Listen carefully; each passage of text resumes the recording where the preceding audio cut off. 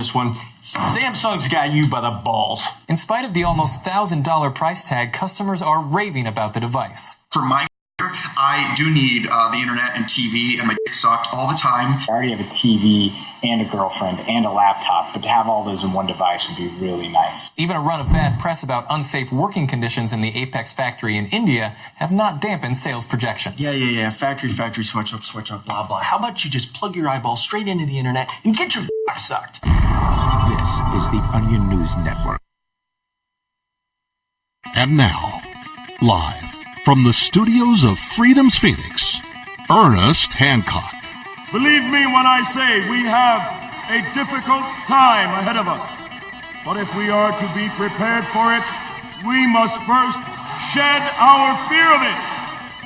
I stand here without fear because I remember that I am here not because of the path that lies before me, but because of the path that lies behind me.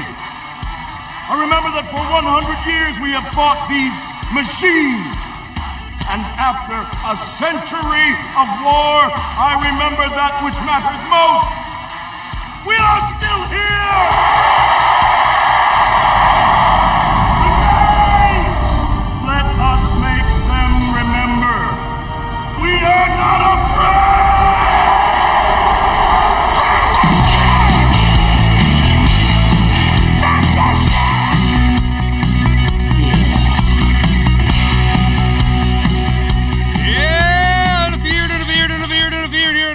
Your independence of me, Ernest Hancock, here in Phoenix, Arizona, from the BEAU Field Studios of Freedom's in the Nest, FreedomsPhoenix.com. Okay, today we're going to be talking to some people who are going to be doing another Narcadelphia. We got Narcopoco, Narcozona, Narco Vegas, and Narcadelphia, and Pat Leach, Sonny Mazzone, and Carmen Karanji is going to go ahead and explain every little thing to us. You got a nice lineup here. Let's go ahead and take a look-see. Mark Passio, we've had him in studio here. Friend, we've met him at a Narcopoco, and we have some common friends that are supporters and so on. So, Mark Passio, we know what's up there. Max Egan, have him on a regular basis on the show from Australia, Wednesday evenings after James Corbett often. Let's see, Jeff Berwick, yeah, we know him from Narcopoco, the Dollar Vigilante. Derek Bros, see, we got some other ones in here. Larkin Rose, Kerry Wedler, Amanda Roshwitz, let's see, Sterling Luhan. All right, very cool. He's working with Presearch right now. He was at Bitcoin.com for a while. Let's see. Etienne de la Bouteille, Howard, he's doing well. Let's see. I don't recognize some of these other names, but we got Josh Segerson from World Alternative Media, Luke Radowski, Dan Dix. Damn, man, this is going to be busy. Oh, I got another page here. All right. Anarchadelphia, it looks like it's got it going on. The state of anarchy is an interstate, inner, that once reached in enough individuals will bring about a new earth. Oh, is that all we want to do? A new earth? Let's get on the new earth.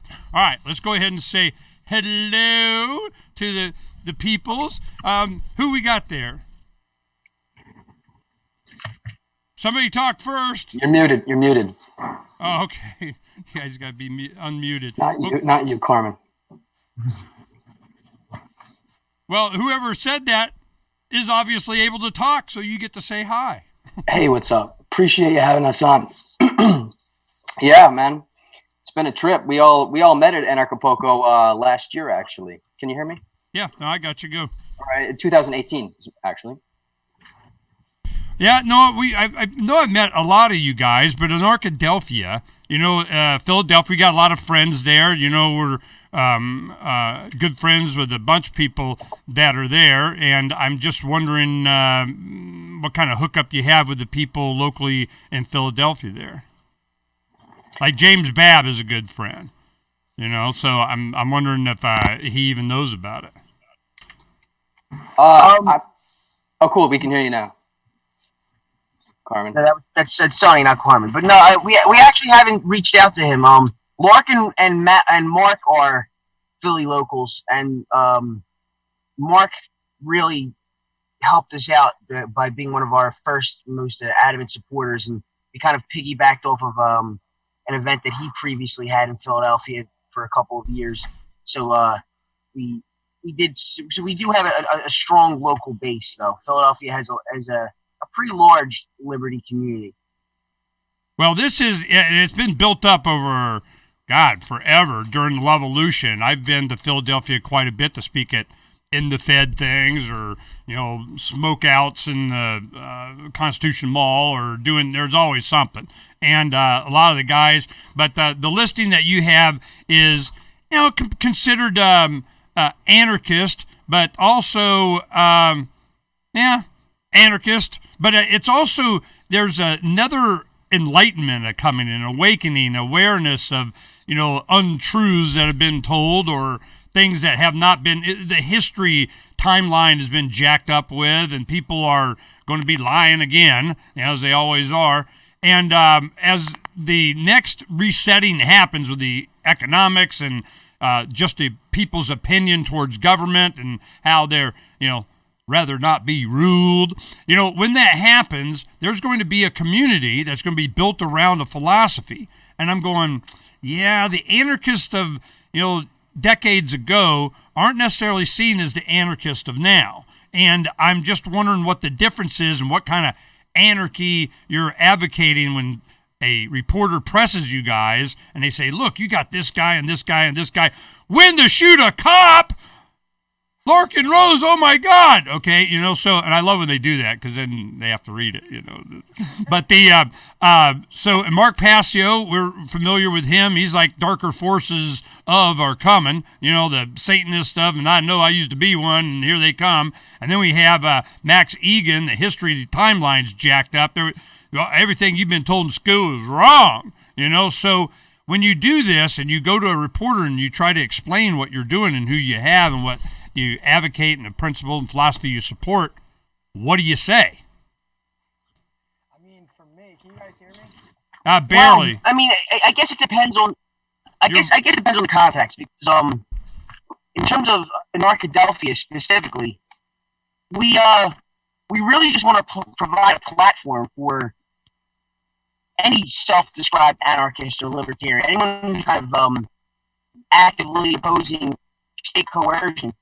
We're trying to provide a platform for, but I think that from comparison to anarchists of the past, I think that it's not all economics.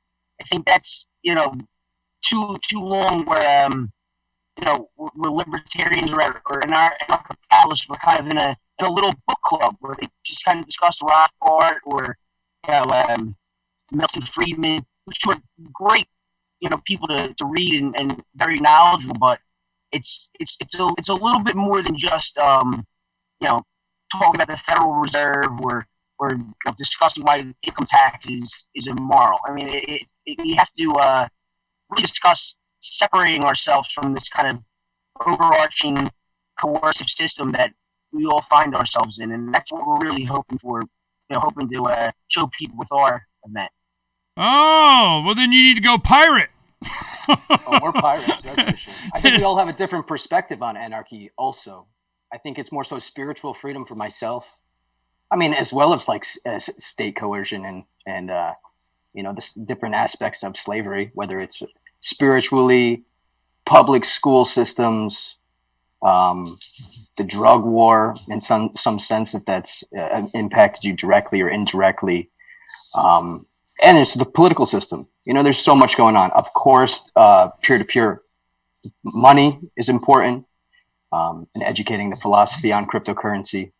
But like Sonny said, it's not just it's not some fintech raising awareness. Okay, now this is a lot of the times you get a lot of anarchists in the crypto movement, and they'll be because they understand that we can do it better without the government fiat of telling you what can and can't, and we're over here. And so it's not hard to scratch the surface of a crypto guy and you find a little bit of anarchy in there.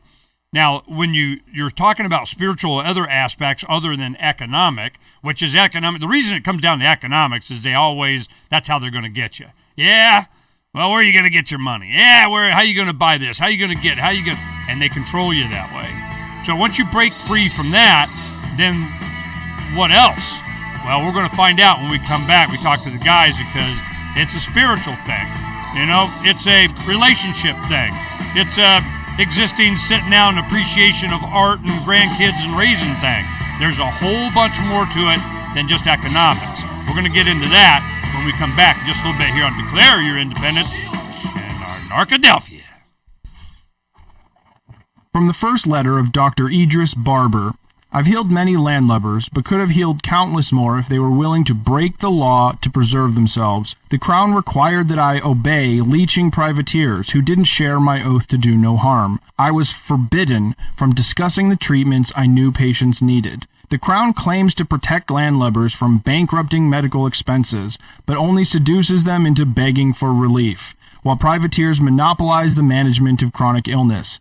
This royal alliance has constructed a medical hegemony that denies science, discredits alternative remedies, and mandates unwanted treatments, while callously ignoring the victims dying on waiting lists. They have produced a society increasingly addicted, impoverished, diseased, and suicidal. My conscientious objections and medical ambitions required not only seeing this cage, but leaving it. That's why I raised my black banner. Among pirates, the Crown's tantrums are irrelevant. You own your body without qualification. Open ocean medicine enables healers and customers to build a relationship of mutual consent. Prices decrease, quality increases, and physicians become as accessible as barbers. Customers determine their own medical care, whether that's experimental treatments, prohibited plants, controversial procedures, bootleg pharmaceuticals, or even the right to die. Any system of command and control is rejected. In time, artificial intelligence, nanotechnology, genetic engineering, and cybernetic prosthetics could take the human condition beyond our imagination. Medical augmentation could eliminate aging, enhance intelligence, and erase our fundamental physical limitations. With the Crown in our wake and the individual at the helm, we are free to pursue an unfettered life. Need decentralized solutions to centralized problems? Join the conversation at pirateswithoutborders.com. What do you shop? Okay, that's kind of one of the letters. That's the medical one. We have a lot, and it's I'm all about you guys. Did you get any of the books? What books? The Pirates Without Borders, the Letters of Captain Mark books.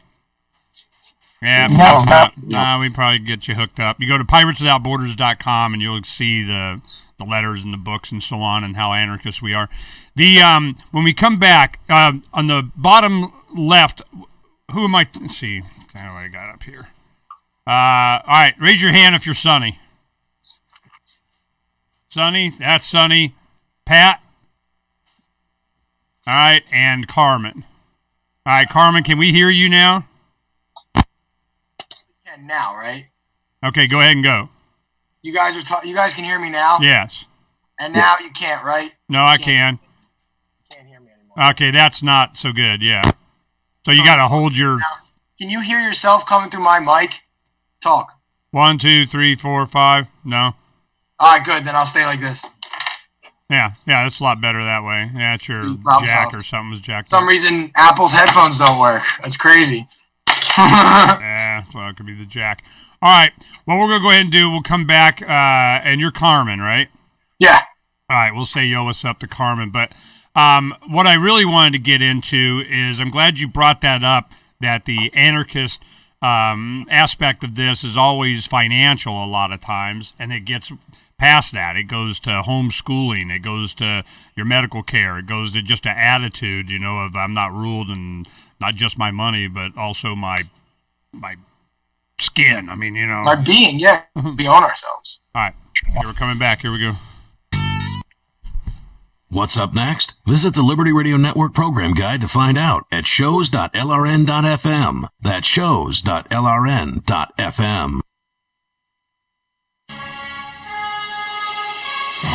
Roads It's the Ernest Hancock Show.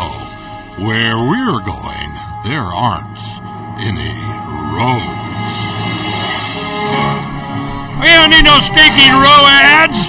You know, who needs a row ad?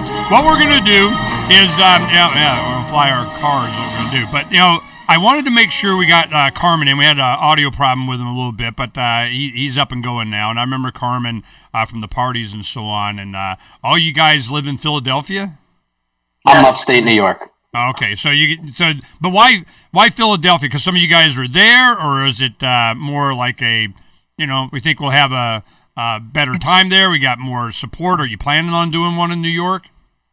Well, there's a couple reasons we chose Philadelphia. I mean, being local helps. We have the local connections and everything. But it's also the fact that it's the cradle of every, so to speak, and it's such a convenient location as well. I mean, we're a couple hours drive from nearly every major city in the Eastern Seaboard, from Boston to Raleigh, and it's a lot of people can get to some of these other conferences. I mean, Acapulco is really the genesis of a lot of our foray into anarchism, but you can't. It's very hard to make it to an out-of-the-way Mexican resort town sometimes. So we try to provide something for East Coast libertarians and libertarians. Yeah, your audio is really bad, but we can make you out. Yeah, well, on top of that, it's also easy to get to internationally. Like, we actually have people coming from 5 different countries already, which is great because it's easy to fly through. You know what I mean? You can get here from Europe pretty quickly. You can get here from the West Coast and even from like South America and stuff, all for about like the same time. So it's proving to be sort of like a central location for people to gather, and it's very nice. It's really Arizona, we do it. That's one of when we do our events here, the only saving grace is a lot of people want to go to Arizona in the wintertime. So we have something in February. We got a thing in end of September. It's still kind of hot. They extended your swimming season. But the to go to Anarchazona, which is in Sedona, first you got to get to Arizona. Then you got to go a couple hours, up to get to Sedona. And it was very well attended. It went great. We had a good time. It was awesome. But Philadelphia, like you say, is different. You got 50 gazillion major. We got tens. God, how many? 80 million people around here or something? Yeah, it's the 5th most populated city in the United States. Well, I mean, like you're saying, within a couple of hours, you got, Boston, D.C., New York City. I mean, seriously, you got some population there. I'm thinking you're going to have a couple people show up. You know where it's going to be held yet? Oh, of course. Yeah, absolutely. We have everything ironed out. We have a venue. The main venue is called Galdo's Entertainment Center. It's actually a family friend. We've been pretty close with these guys. That's the cool part about Philly is it's so homegrown. Like, everybody that we're working with we've been friends with and have been like, playing soccer with basically since we were kids. So it sort of has that like anarchist family vibe to where like, if we were to go up into like all these other places, the new corporate places, they're ruled by the communists who are trying to take over Philadelphia. We don't vibe with that. So we got our homies. You got your own gig. Okay.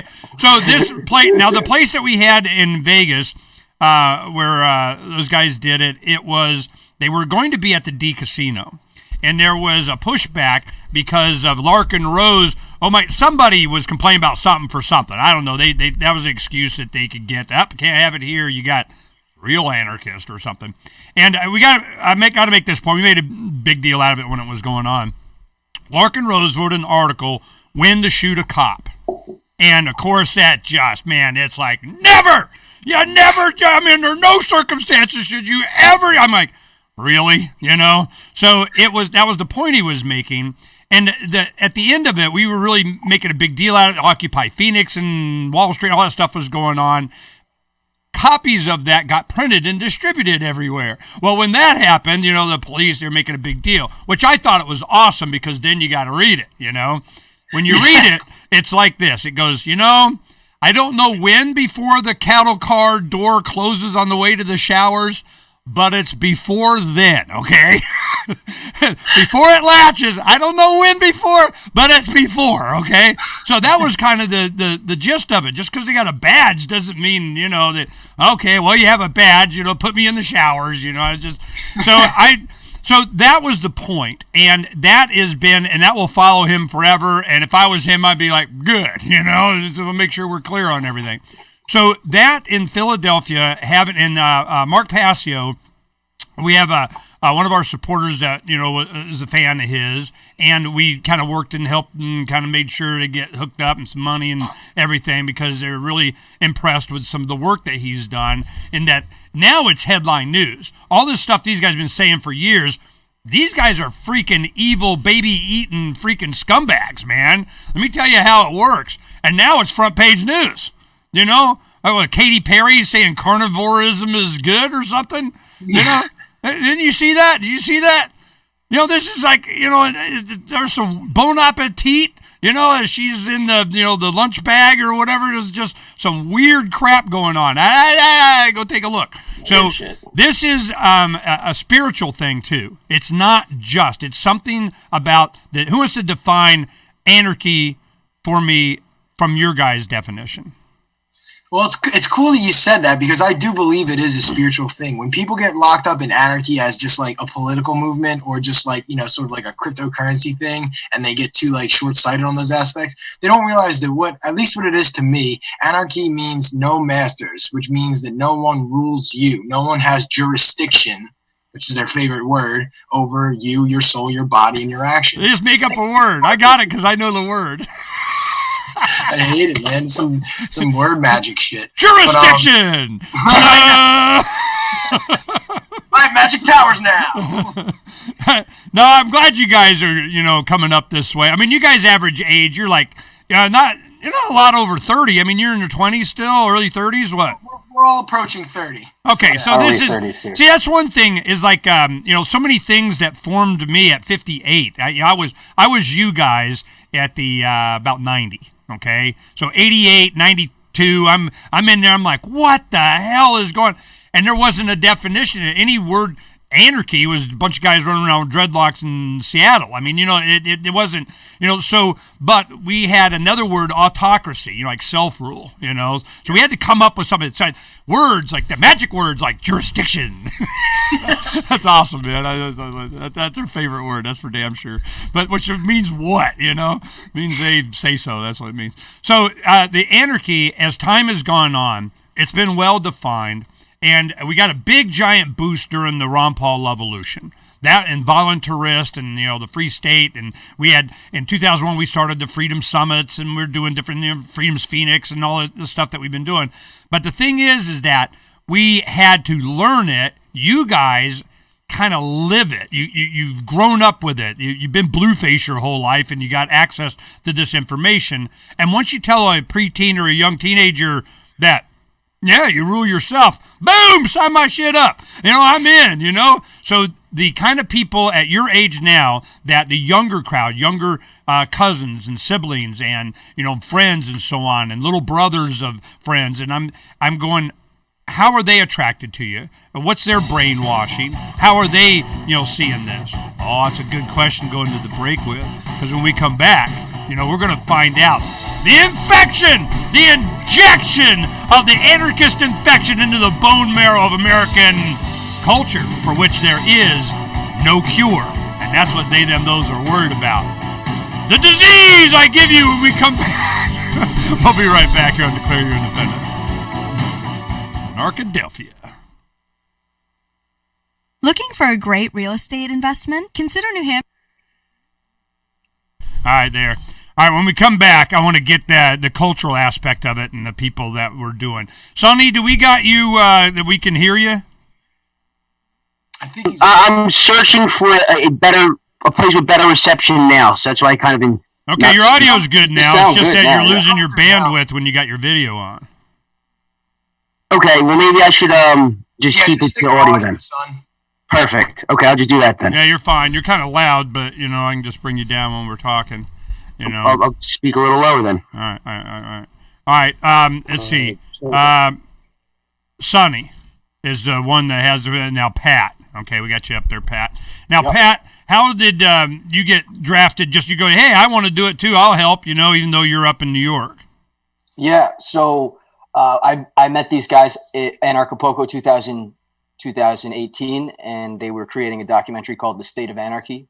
And we kept in contact of like what they were doing. I ended up designing the logo for them. And then a couple months later, I was like, hey, let me come down to Philly and like help you guys. Let's like work on some stuff. And it's so funny to talk about Philly and and what we were doing in the spiritual sense, because Carmen and I are both vegan. So and Carmen's big into vegan activism. So I was making video. We were going, and it was like my introduction to vegan activism was with Carmen. So we started going out and doing these really cool events and to raise awareness, which is has a lot to do with our spirituality. Okay, now what's it? Now, see, that's another thing. Veganism has, I start to find out in my, as I get older as an activist and so on, during 90s and everything, veganism kind of really came from India, Hindu or whatever, and invaded Europe through London, kind of gets, and it was a spiritual thing. And it wasn't so much that, you the China study and all this other stuff. We had that author on, what is it called? The China study or something. Yeah, it's called the China study. Yeah, so he spoke at one of our freedom summits, I think just our last one. And in February, where we have, Maj Touré, he's spoken at our Freedom Summits a couple of times, so, Maj knows us. Sonny helps him campaign in Philly. It's funny. Really? Yeah, I helped him just collect signatures. I'm in contact with his campaign just for volunteering purposes. No, Maj is cool. We get along fine. So we have a lot of overlap and a lot of people that we know. But the thing is that our perspective has been a system, if there is such a thing, to leave you aloneism. And that system oftentimes first is built in our minds and then it kind of gets manifested in some way. Well, the Declaration of Independence was pretty much that system. The only purpose of government is to defend individual rights. When it doesn't do that, it's time to alter or abolish. I'm in, Then all this other shit, happened, and I'm like, whoa, that was not the deal. Don't sit there and tell me that the Declaration is connected to the Constitution in some way, because that thing sucks, all right? Now, Bill of Rights is cool. I'm hip to the Bill of Rights. But the Constitution, the power to eminent domain, to tax, to war, to regulate commerce, I go, well, shit, just make them king. What the hell, Well, we have a separation of powers. And I'm going, look, man, and this is something that Thomas Paine and Patrick Henry, they were making the points of, even if you got the separation of power thing, what happens when they combine the legislative, executive, and judicial against the rights of the individual? Then what? Well, then you're in a free speech zone constitutionally. That's what happens, So this is easy for me to argue, but it comes down, but what would you do with your freedom? Then what would you do? You'd be free, and then what? We couldn't control you.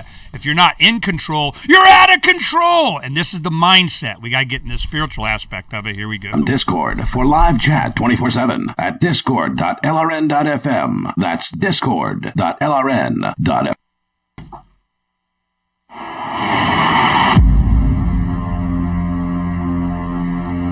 It's time for Declare Your Independence with Ernest Hancock. To be a part of the show, call 602-264-2800.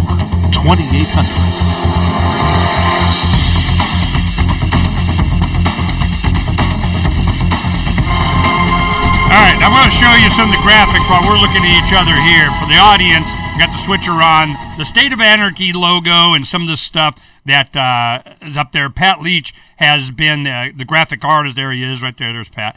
Had been the graphic artist from. He's in New York. He met him at Anarchapulco, and he goes, "Yeah, you guys got it going on. You know what's up. So let's go. I tell you what. We'll help you do the Philadelphia's Anarchadelphia. That's it. There you go. So we'll have Anarchadelphia. I'll help you guys come down. We'll work it out, and it's kind of they got their own little tribe going on with what they've created and grew up in the Philadelphia area with other people of like mind. Like mind. I need to understand that mind, and the people that you selected to speak have a mind, and you're going to be in Philadelphia where you're the center of the freaking population of the East Coast of oh my God, because Philadelphia, you got New Jersey, New York, Massachusetts, feeds in. You're going to do something in Philadelphia, you got an Insta crowd of 15 gazillion people. Now, Philadelphia itself, I'm not really sure how anarchist that is, because, man, you're definitely on the front lines of battle there. But I'm going, all right, what I want to know is you have Derek Brose's graphic just came up. Derek comes up to the Jackalope Freedom Festival here in Arizona, which is a week from this weekend. They're starting now. I mean, some people are already up there camping. So this is Jackalope is probably one of the Yeah, one of the first, like 8 years ago, we started doing that, in response to the getting a little too organized for Pork Fest. It was a little bit too much government 501 and the whatever. We're like, no. We're going to do it in the West. We'll go out and we'll just camping in the forest. And there's nobody in charge, so everybody is. Then, Fork Fest kind of starts to happen around the Porcupine Freedom Festival. And then, Pork Fest kind of starts to get a little bit maybe less organized, take it back into the campground where the people are and all that talent is. So when you guys have this, what's the vibe? What's the flavor? Let's talk to Pat first, and tell me, coming in from New York, doing this, you're kind of getting a fresh look on Philadelphia and what might happen. What do you hope's going to happen? I got you, Pat. Thanks, Carmen. So I moved to Philadelphia last summer, and we started the channel. And like I was saying about the veganism, we were doing vegan activism for the channel. We're developing the channel.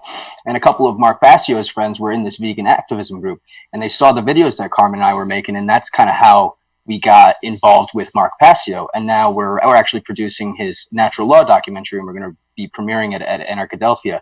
But it's kind of just walking the walk and talking the talk and doing what we believe in. That's attracted all of these people that are on our speaker list.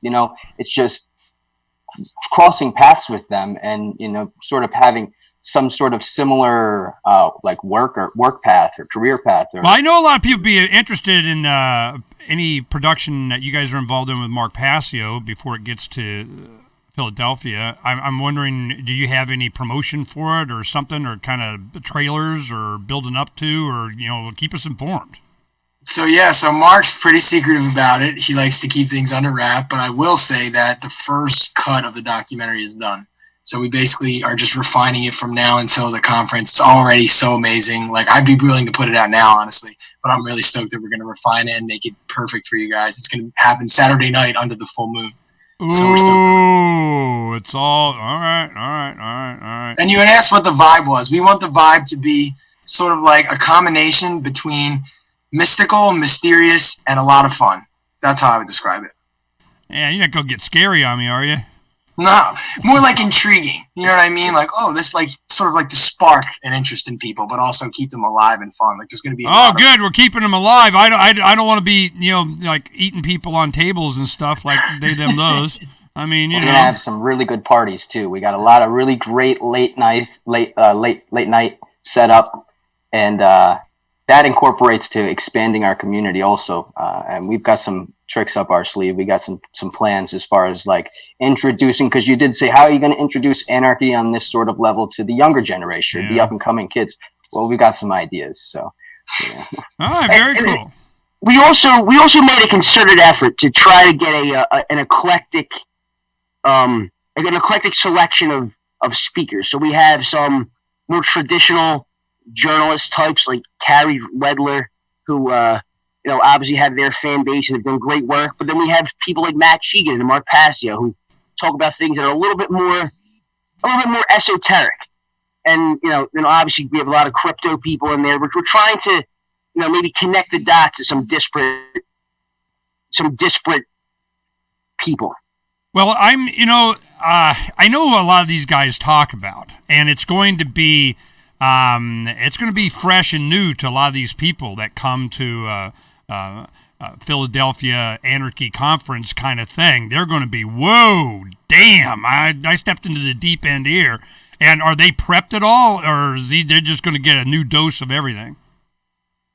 Well, if they've been watching the channel, they should have gotten a couple ideas as to what we're into. But even not, like Sonny said, we have people from a wide enough spectrum. Like, we have like straight like traditional journalists who will keep it on the level of just news and media kind of thing, which not many people will be like horrified at that.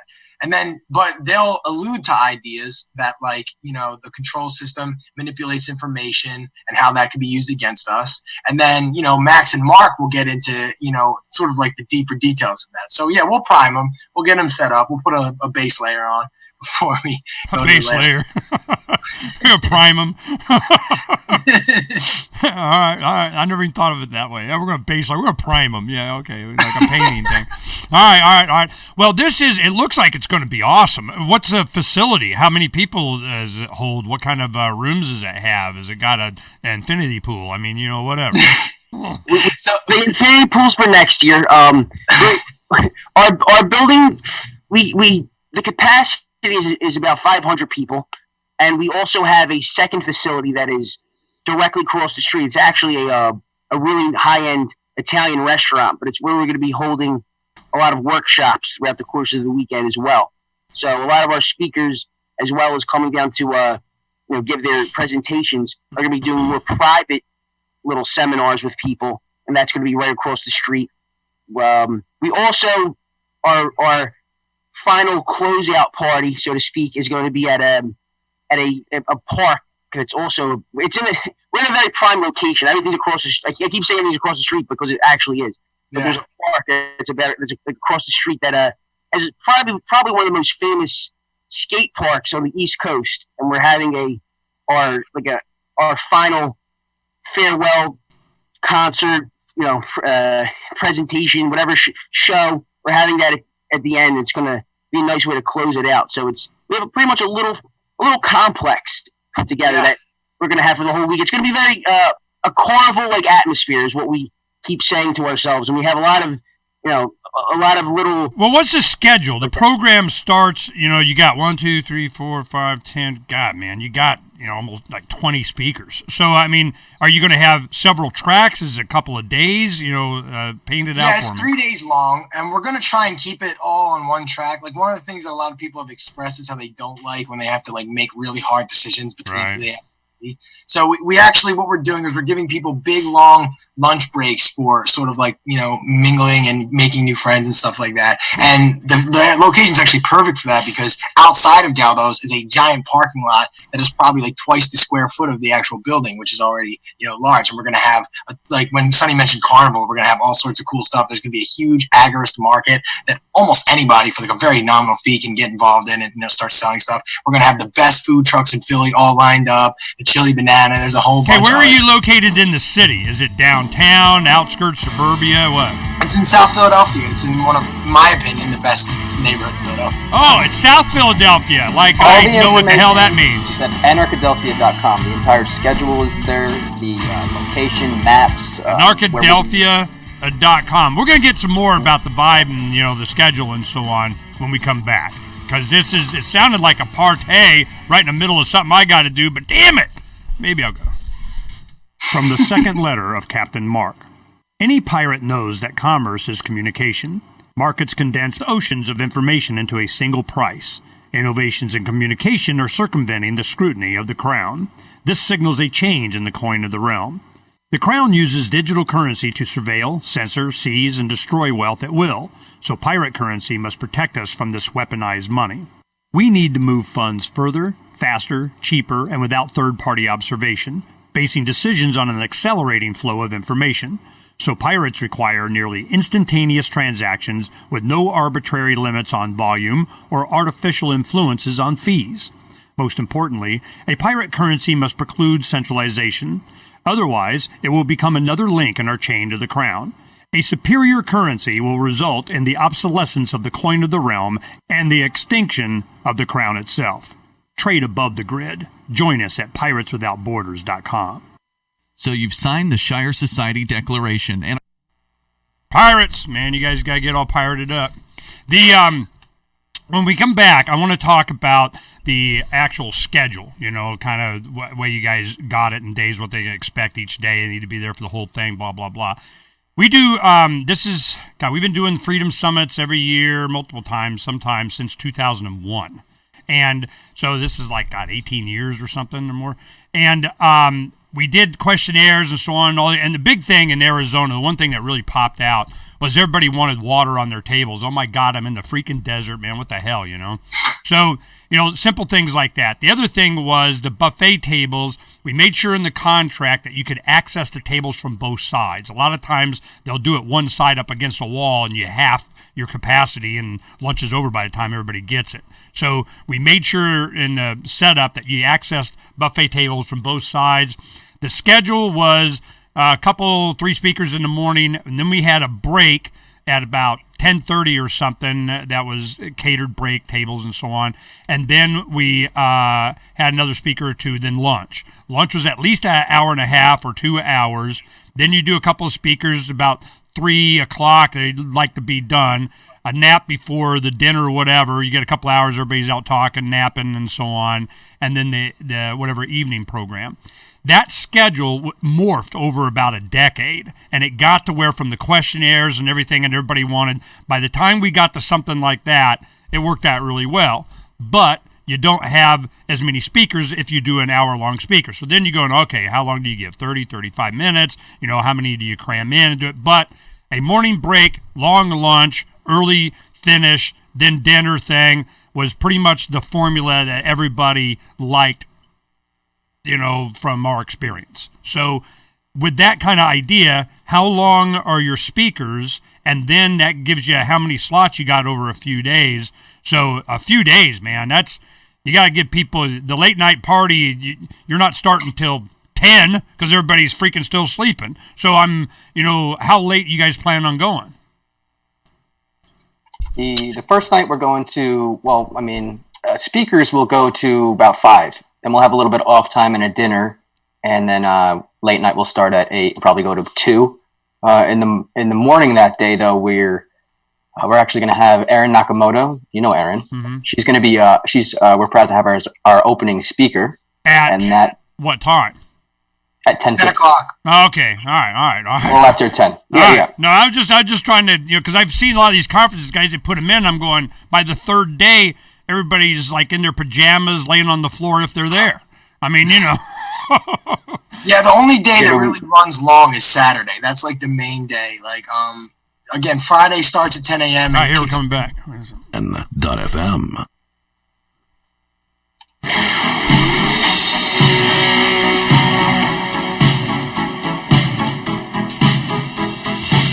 Freedom is the answer. What's the question? I want to break free. You're listening to Ernest Hancock. I want to break free. Ba-rum. I want to break free from your lies. Uncovering the secrets and exposing the lies. That's what we do here on Declare Your Independence with me and Ernest Hancock. And and definitely on Freedom's Phoenix. You know, this is we got their schedule up. We want to make sure that you guys know how it's going to be going on. And what we're looking at is that, let me pull them up, there we go. What we're looking at is the schedule. Now, it's going to be, it starts on what, a Thursday or Friday? Whoa, I'm sorry, I had to push the button. I'm sorry, what day? Friday the 13th. Of course. Okay, so we have Friday, Saturday, Sunday. Of those, you have a couple dozen speakers, and it always winds up being more. And they're each, and you're going to do it in one room, so that you don't have these tracks. You got to, you know, and everybody's kind of together and rock and roll and whatnot.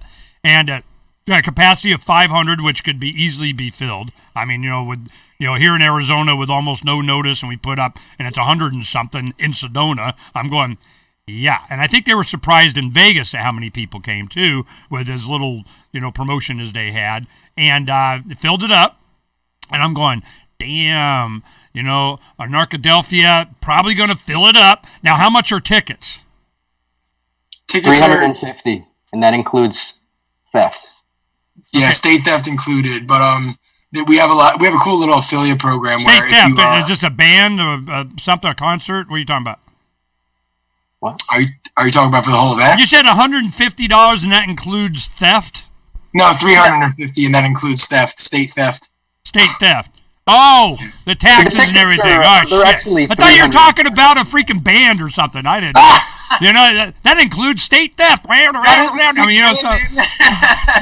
All right. So $150, and that includes $350. God, man, you got to get that right on me, man. $350. All right, so you guys are proud of this event. All right, so it's $350, and that includes all the taxes and everything and so on, and the theft. All right, I got you. The state theft. I thought it was a band. I didn't know. You know, so I'm sure it is. Look it up. I bet you there is. So you got that'd be a good name. State theft. What is it? Oh yeah, Donna's got it here. Here we go. All right. 4-ticket bundle. You got Narcodelphia extortion included. U.S. extortion. Okay, now I know that. Well, that could be a band too. Okay, $350. 4 for $1,200. Okay, all right. So you save a little bit doing it that way. So, and that's one thing. You know, it's one thing that I noticed. A lot of people would be surprised. The more I go the anarchist events, especially Anarchapulco in the first couple of years, it was average age in the 30s, and it was almost as many women. That is one thing that you don't see at a lot of freedom or libertarian events. It's a bunch of men running around, seeing who's got the biggest alpha. And here we have, when you do an anarchist event like that, for some reason, it brings out the women, the hot women. So I'm wondering what's up with that. That's a secret formula or something. So tell me what your experience is with hot women at anarchist things. Well, I think that women can be a little bit more intuitively perceptive than men sometimes. So they can see when certain things are just like maybe for example, like a blockchain conference that's like solely about blockchain development. That's such a left brain male type thing. There's no culture in that really. So that'll scare away a lot of the, sort of like the feminine energy. But with anarchy, it's such an empowering philosophy for both men and women. Like women feel oppressed a lot in their daily lives. And, once you introduce the concept of anarchy in them and self-ownership, that's empowering to anybody. And I feel like we need both men and women. In fact, our logo is actually the combination of the alpha and omega Greek letter to symbolize the unification of male and female energy and how that's crucial in creating anarchy on Earth. Was that intentional on your part, Pat? Absolutely. 100%. Okay, was that something that you introduced to them or that they requested or you guys kind of worked out? How'd that go? I actually designed it for a T-shirt contest from our friend Elemental. When this T-shirt contest was for Anarchapulco, as a matter of fact. And then we were just like, Sonny was like, dude, we have to use this as like our main logo. Yeah, no, it's awesome. Let me pull it up here for the audience to see what we're talking about, while you guys are yakking it. Well, this energy is to what? I mean, we're going to what? I mean, we're going to get to what? What are you building up to? To me, I want to build up to a society that has a bunch of individual people who are standing in their own power and who are fully capable of either providing for themselves or are part of intentional communities that are fully autonomous. And that basically, like, if you just get government suppression of technology and government suppression of economics out of the way, that's a lot easier than people think. Yeah, it's a state of mind, it's a preference, it's a choice. And a lot of times what I hear from the other side will have, people have already made it clear they're willing to give up their spiritual identity, their individual identity, their autonomy for convenience. To get easy to be able. So you guys big Facebookers, are you? Are you? Unfortunately. I was completely against it. Slaves! Slaves! You're all slaves! Until it becomes necessary again. You know what I mean? When you want to like be in the shadows and hide, when all of a sudden you want to get into business and you have to be public, you know what I mean? Unfortunately, Facebook is the place to be. However, this week there are alternatives. There are alternatives coming.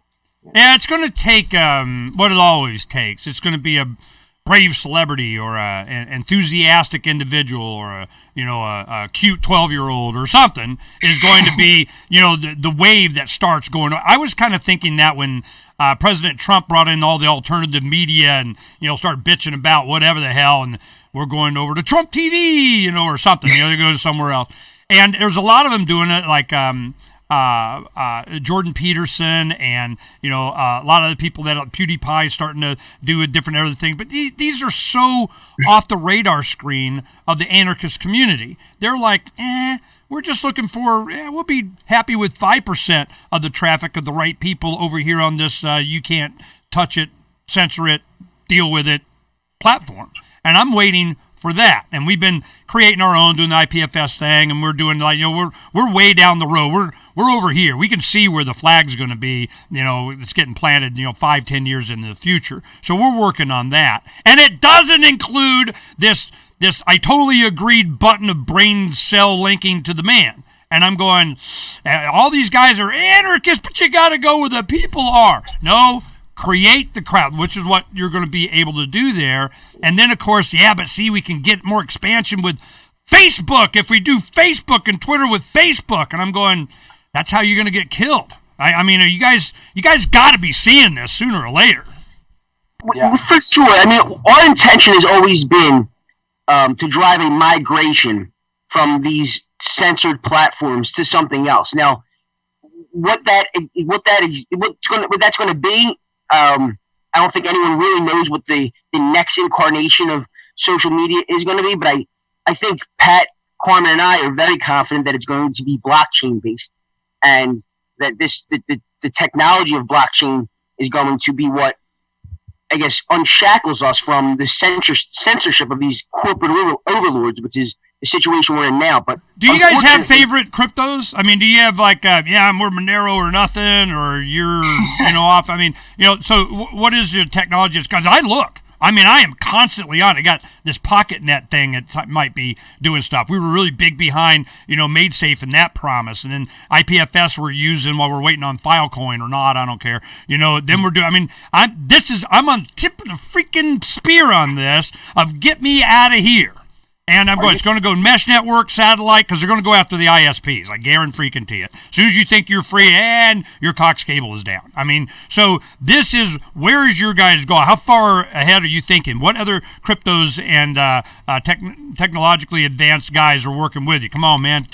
Are you streaming this on DTube right now, or DTube, DLive, Steam? DLive, DTube, Facebook, YouTube. Cool, yeah. We post on the DTube because it's IPFS. The interfaces with our other networks that we sync up. Blah blah blah blah blah blah. We're a big fan of Steam right now. We understand the the pros and cons with it. There's definitely some cons, but we're a big supporter there. Don't want to get into speculation or like shilling other coins that we're fans of, but we actually do use Steam for ownership of our voice as well as our money, and we use it as a tool to teach people about self-ownership in a digital sense. I tell you, I need you guys out there, keeping me up on what's going to happen, which one to pick, how we're going to, because we're going to make it. That's what we're going to do. Yeah, we are. We're going to make it. Third letter of Captain Mark, pirate communication, hailing frequencies invisible to the crown. I am like, no, girlfriend, hell no. You don't even know I sent it, much less what it said. I don't need you mapping out my pirate network. Everybody goes, oh, yeah, get on Signal, and I get a bunch of texts before they even end of the segment. Hey, welcome to Signal. I go, oh, that was private. Hell, 85% of what I want them not to know is who the hell I'm talking to. Well, but they don't know what you said. There was a freedom guy talking to a freedom guy about freedom. For business. There we go. All right. So you can see where I'm at on this, okay? Yeah, I encourage you guys to go to pirateswithoutborders.com. Davi Barker from Bitcoin Not Bombs, he and I and Derek Slopey, our IT guy, Agorist Hosting. And what I want to do is make sure I won't be able to go to Anarchadelphia, but what I would like to do would be to send a bunch of our books so that you can just give them out and put them in your bag or something. Totally. We absolutely love that. That would be amazing. And one thing I wanted to mention too that is something we're going to be having. I'll get to you in a little bit, Gloria. I'm sorry. Go ahead.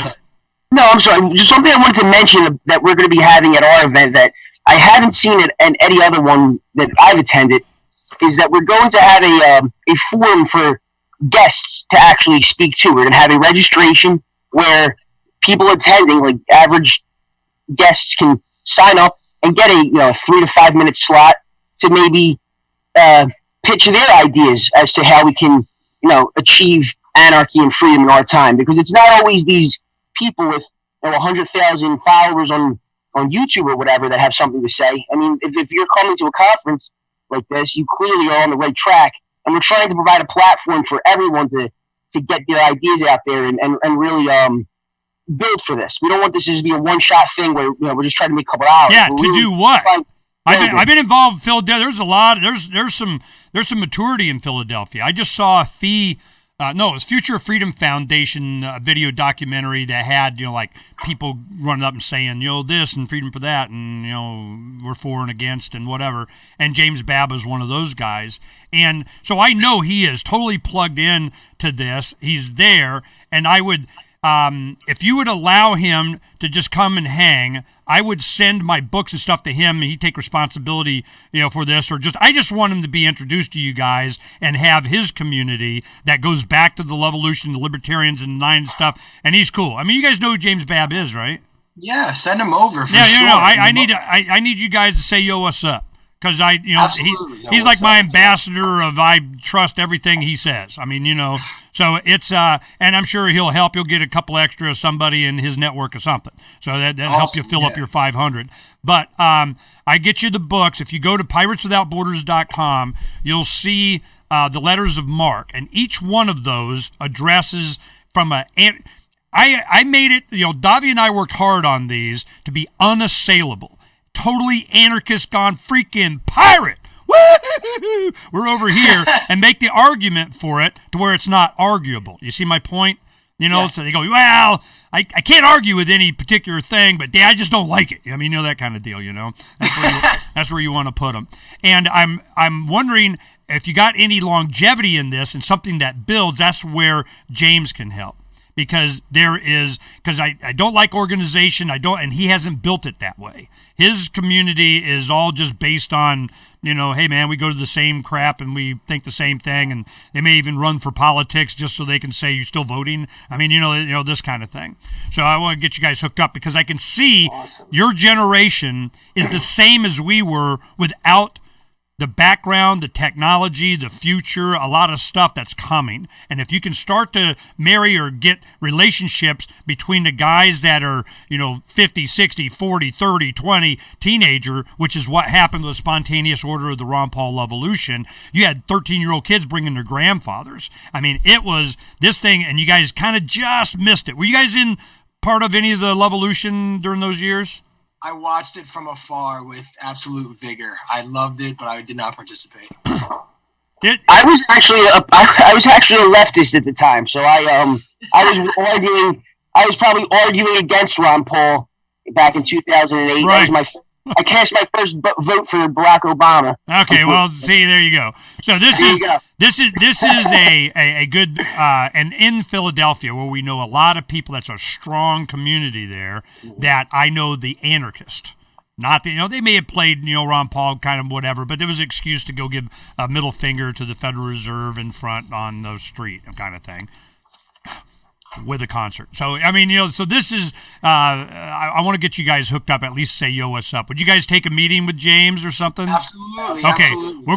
I'm going to hook that up, and I will make sure you get some paraphernalia, like some of the stuff that we had passing out for you guys to pass out. So we kind of have a presence, not be there, and we'll see what we can do to help you. And I need, Pat, can you write something down for me, please? Sure. Okay. 728 pixels wide by 90 tall, 600 pixels wide by 120 tall, 120 wide by 600 tall, 160 wide by 600 tall. What was the last one? 600 tall by 120 wide and 160 wide. There's two long ones. Okay. If you do those, I can pimp the shit out of you on Freedom's Phoenix, okay? All right, cool. So give me banner ads with the link that those go to, and then we'll just put it up, and that'll be on our newsletter. It'll go out, man. You'll get a couple people. All right, I'll do that right now. I also like to set you up with like an affiliate account and a coupon code. Send me. I got all this stuff to be able to run those in our system. So just give me the goodies. What do you want your coupon code to be? Just put Freedom's Phoenix. Freedom's Phoenix. So this is live right now. So that'll be. If you're listening to this live, don't buy your Anarchadelphia ticket until after 11 they're listening streaming. Eastern. It's not live. 11 a.m. Eastern time. It'll all be set up. But just give me like an hour or so. Boom. You go ahead and email. Donna will send you to Freedom's Phoenix with an S. Freedom's Phoenix. And Donna will send you later this afternoon the full show and all the links and all that kind of stuff. And then you can respond to that and my email, publisher. I think I gave you guys my cards. And go ahead and send that to me. And we'll help pimp it out. Get you hooked up. Because the reason I'm asking you is I'm going, what is the goal? After this, then what? The next one?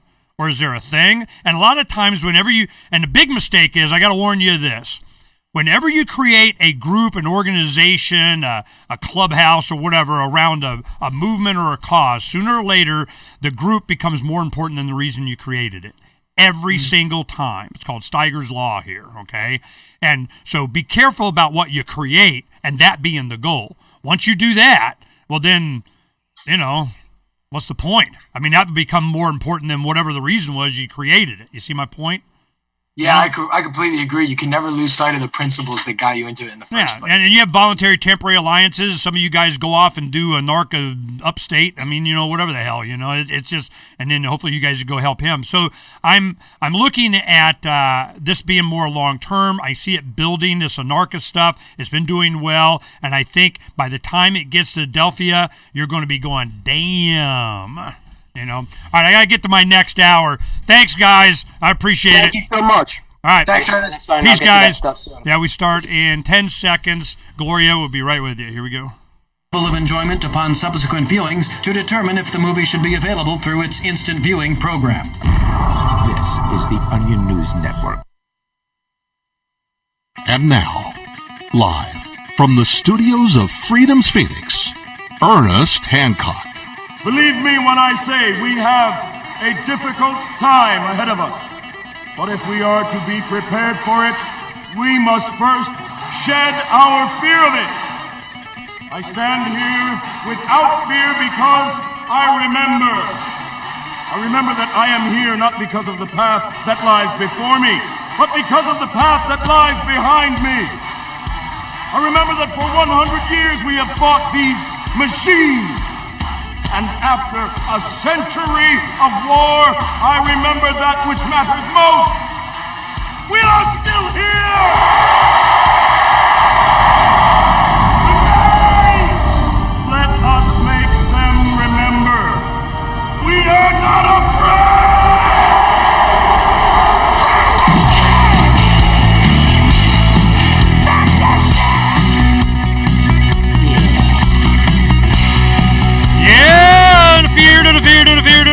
Feared here and declare your independence of me, Ernest Hancock, in Phoenix, Arizona, from the beautiful studios of Freedom's with an S, FreedomsPhoenix.com, Gloria Greenfield.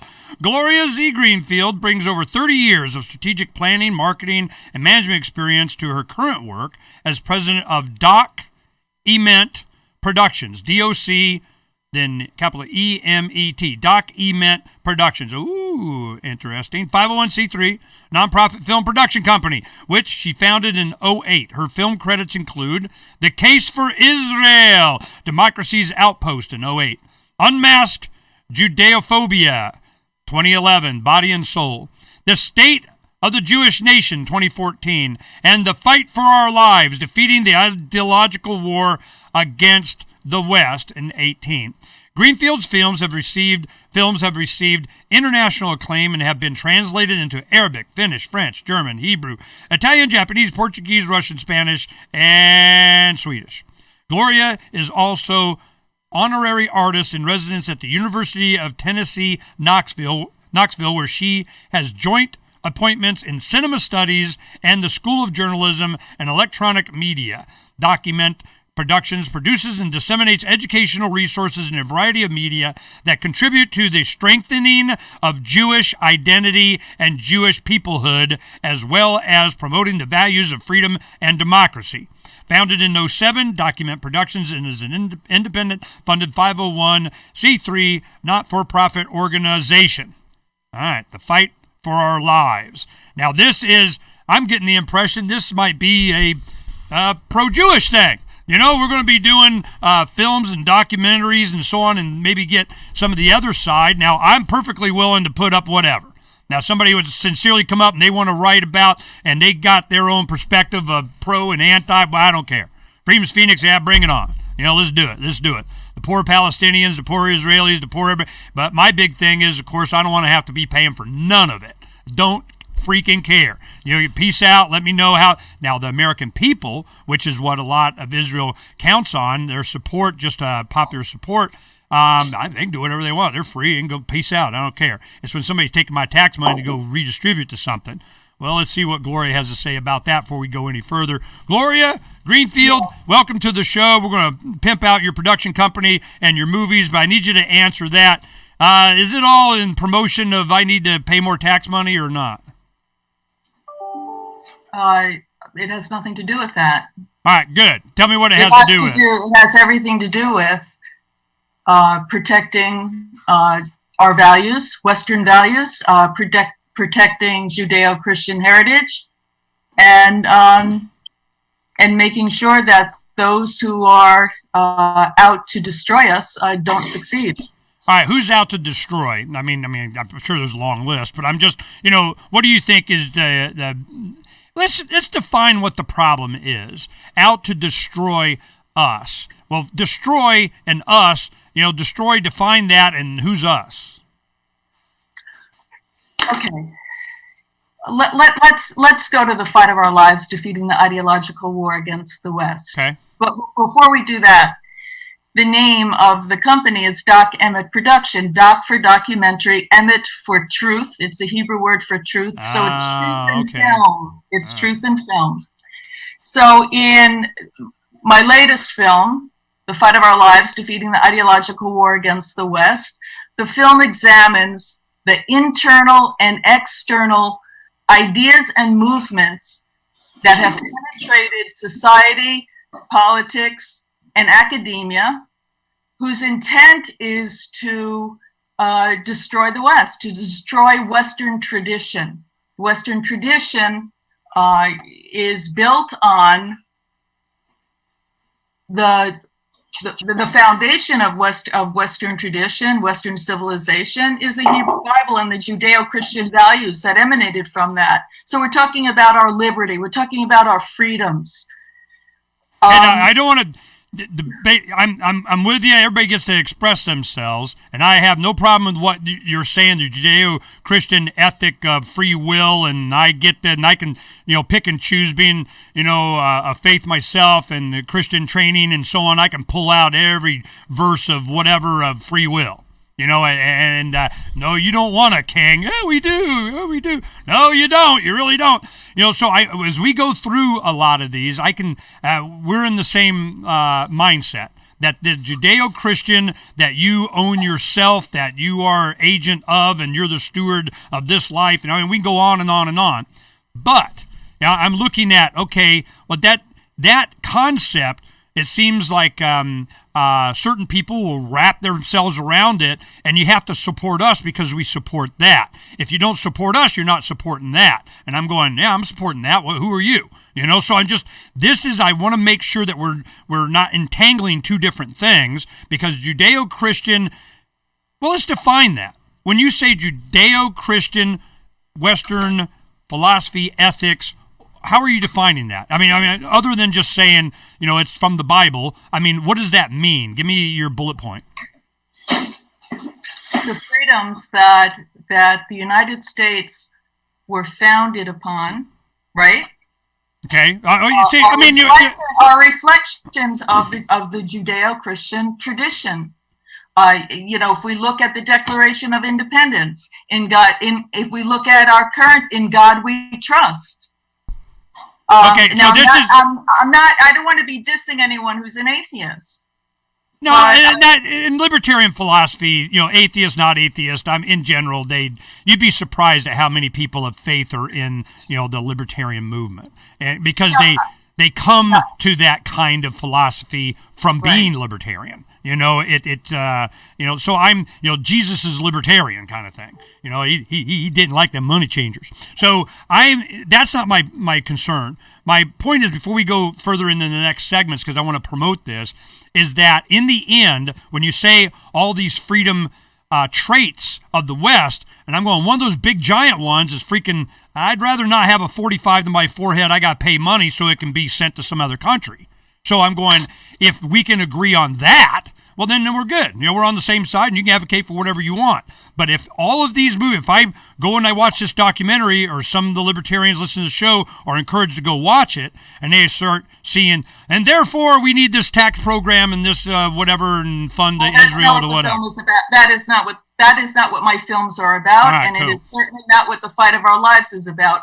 The purpose of the fight of our lives is to increase awareness of the various ways that anti-Western ideas and movements have penetrated our societies, and to let people know, to remind people that there is a threat out there that we have to be careful of. Now, I am not a libertarian, I am a conservative. So I understand. We just want to make sure we get I do not believe in isolationism. We want to get, okay, now we're getting, I knew it'd come down to that. All right. So we get down to not being an isolationist is have something to do with my tax money. I just want to know. No, not being an isolationist means that there are some things that happen in the world that we need to be concerned about, because if we don't deal with them, they'll come and get us. All right, we got to deal with them. First, I got to find out, who we is and deal. Because this is, I want to get into the movie. When we come back, we'll do that. We'll talk about a lot, but we are in an ideological war. I'll give you that. We're in a war for our lives. I'm definitely, hip to that one. But, I don't want to be fighting for the very thing. I'm glad to hear that you recognize that we're in an ideological war, because one would have to be pretty intense. Captain Mark. The Crown casts the world in shadow and claims to be our guiding light. Cowards clamor for security from boogeymen and ghost stories, while I say these hobgoblins are imaginary. I say those they propped up as our liberators are now subsisting on our bondage. I say there is freedom in the black, and that's exactly where we intend to go. The Crown banishes its own officers for exposing its crimes and tortures dissidents to the brink of madness. It dominates the globe and swallows the wealth of generations, leaving only blood and excrement. The Crown calls it piracy to explore frontiers beyond its grasp. So the time has come for us to define the conduct among pirates. I say the Crown has trampled our necks long enough. Need decentralized solutions to centralized problems? Looking for a community of like-minded scoundrels? Or just want some swag to let the Crown know what you think of it? Join the conversation at pirateswithoutborders.com. We won't be hard to find. Since time. Okay, Gloria, so you understand, I've done this a lot. I was on a radio station that was owned by a Jewish gentleman that he always wanted me to have, different leadership in the Zionist of America for whatever the heck, and I've been through this for 15 years. I've been dealing with this. So my thing is always comes down to this. I have no problem with anybody advocating for anything they want, kind of doing whatever, but when it comes down to, and I'll be bringing this stuff up, and we're recording during the break. I don't know if Donna told you how that, so that be careful, just because we're not live doesn't mean it's not being streamed and so on. Now, when it goes, the penetration of anti-Western ideas and movements into academia, politics, and society, a pushback from me would be, if you didn't have government-funded academia, that wouldn't be a problem. You got politics, I don't like that, so that wouldn't be a problem. So we got the society thing. But they're coming into our universities. I go, if they wanted to hire their own university. I'm tired of funding everything. I'm tired of sending my kids to them. I'm tired of, they get the subsidy and the student loan that they never pay back. When you say freedom, I mean all the freaking way. So can I ask you something? Please. Are you tired of funding law enforcement? Abso-freaking-lutely. Yeah? Now, see, you're talking to a libertarian. I got answers for all this stuff. So I'm sure you do. I'm sure we both have answers to everything. Right. So what I want to focus on is where we are. So I actually think that one of the most important things that we must protect is rule of law. And apparently we're on different sides about that. Because why would you say that? Why does police, law enforcement, a gun to my head, support law? I give you 15 gazillion ways where it does. To your head, I think that law enforcement rule of law is going to be protects you. It actually protects you from somebody putting a gun to your head. I want to be able and illegal for me to protect myself. I give you perfect examples. Teachers go out with their classes in Israel. They got firearms. Here in America, it's a gun-free zone. It's a good working environment for criminals, like OSHA for criminals. They just come in. You should actually move to Tennessee. Now, Texas is getting it on. Utah's getting it on. Arizona's not so bad, but you see my point, So this is, we'll go ahead and we'll have a lot more overlap. I just want to make sure on my show we have promotion. I just want to make sure that we get people to go see it, and they're going, "Oh my God, Ernie, I've got," and then it's a more government program of money for kind of damn everything we're what getting. this is about. All right, That's well, let's go ahead. Let's find out. Let's go ahead and we're going to talk about the ideological war. I'm sure we're, don't need a whole lot of convincing that that's coming. All right, here we go. You're listening to the best liberty-oriented audio stream around the clock, on the air and online. This is the Liberty Radio Network at LRN.FM. To be a part of the show, call 602-264-2800. 602-264-2800. And now, Ernest Hancock. Welcome back to Declare Your Independence, Ernest Hancock. We're going to have us an interesting conversation, which I love having. I mean, it's like, bring it on. Let's do abortion. Let's do the third rail Israel. Let's do how we're going to get it going on so we can understand what we're talking about. Gloria Greenfield, and she is joined by a gentleman, Will Willis. I got you there, Will? Yes, you do. Okay, great. Gloria, let's go ahead and finish up where we're at. And I think we kind of understand each other. And I don't want to fund anything, including cops and firemen and everything. And I'll do it. And at a local level, I'll do it. And I'll be local and little and local. But the concept is that we're under attack. That there is something ideologically that's trying to change the Judeo-Christian kind of base foundation, for lack of a better term, that in the United States. Now, I don't really want to attribute it to any one thing, but I think Judeo-Christian has been latched onto, but I'm just leaving aloneism. I just like there are those that just want to be left alone, and there are those that just won't leave them alone. Which one are you? I just want to be a leave me alonist. So that's where I operate from right there. Now, there is people come together to defend against aggression, foreign and domestic and so on, and they kind of, we're going for a common defense of what?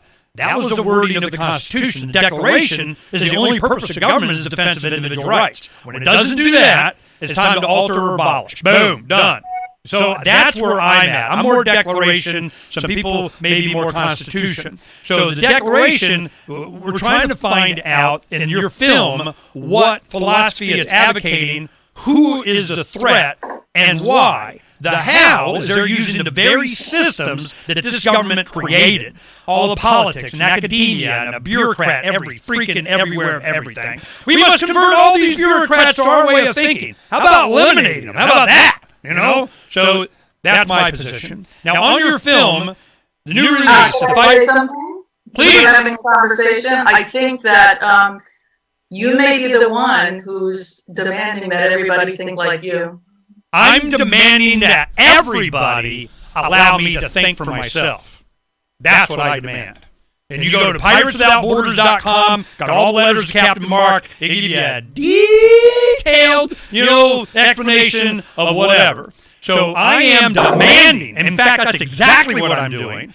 You will allow me to be free. I get to do my own, as long as I'm not bothering you or anybody else. You have no jurisdiction over me. I'm not bothering anybody. Nope, you're not living the way we want you to. I go, look, I want to be able to live the way I want to, as long as I'm not bothering you. That's what I demand. That's great. So why don't you let me talk about what the threats are that I Please. Okay. So there's a variety. Unfortunately, there's a whole variety. Just a second, Gloria. I apologize. Will, you're in the next hour. I'm just watching. Okay, no, you can hang out. Okay, all right. I'm sorry, Gloria. Go ahead, Gloria. Not a problem.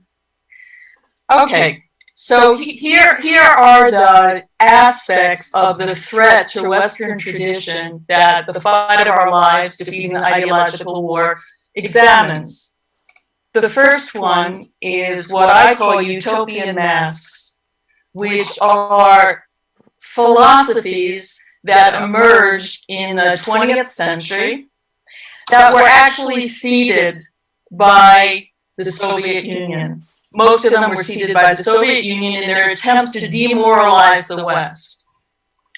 One of them is cultural relativism, where who are we to judge any value and any value that any other culture has? Who are we to say that honor killing or forced female genital mutilation or throwing individuals off of a roof because of their sexual preference. Who are we to say that those things aren't good? That's cultural relativism. There's also so-called post-colonialism. The idea that everything in the world was fine until Western imperialism emerged. There's also an assault on, or rather than saying an assault on, let's look at weaponized identity politics, which creates a hierarchy of identities. So oftentimes, rather than see a real change in a society, a positive change in society, we have reactionary movements. So the reactionary movement relating to identity today is that says all men are evil, particularly white men, and rather than eradicating racism, it's just swapping out the victim of racism. So today, white is bad, particularly white male is bad.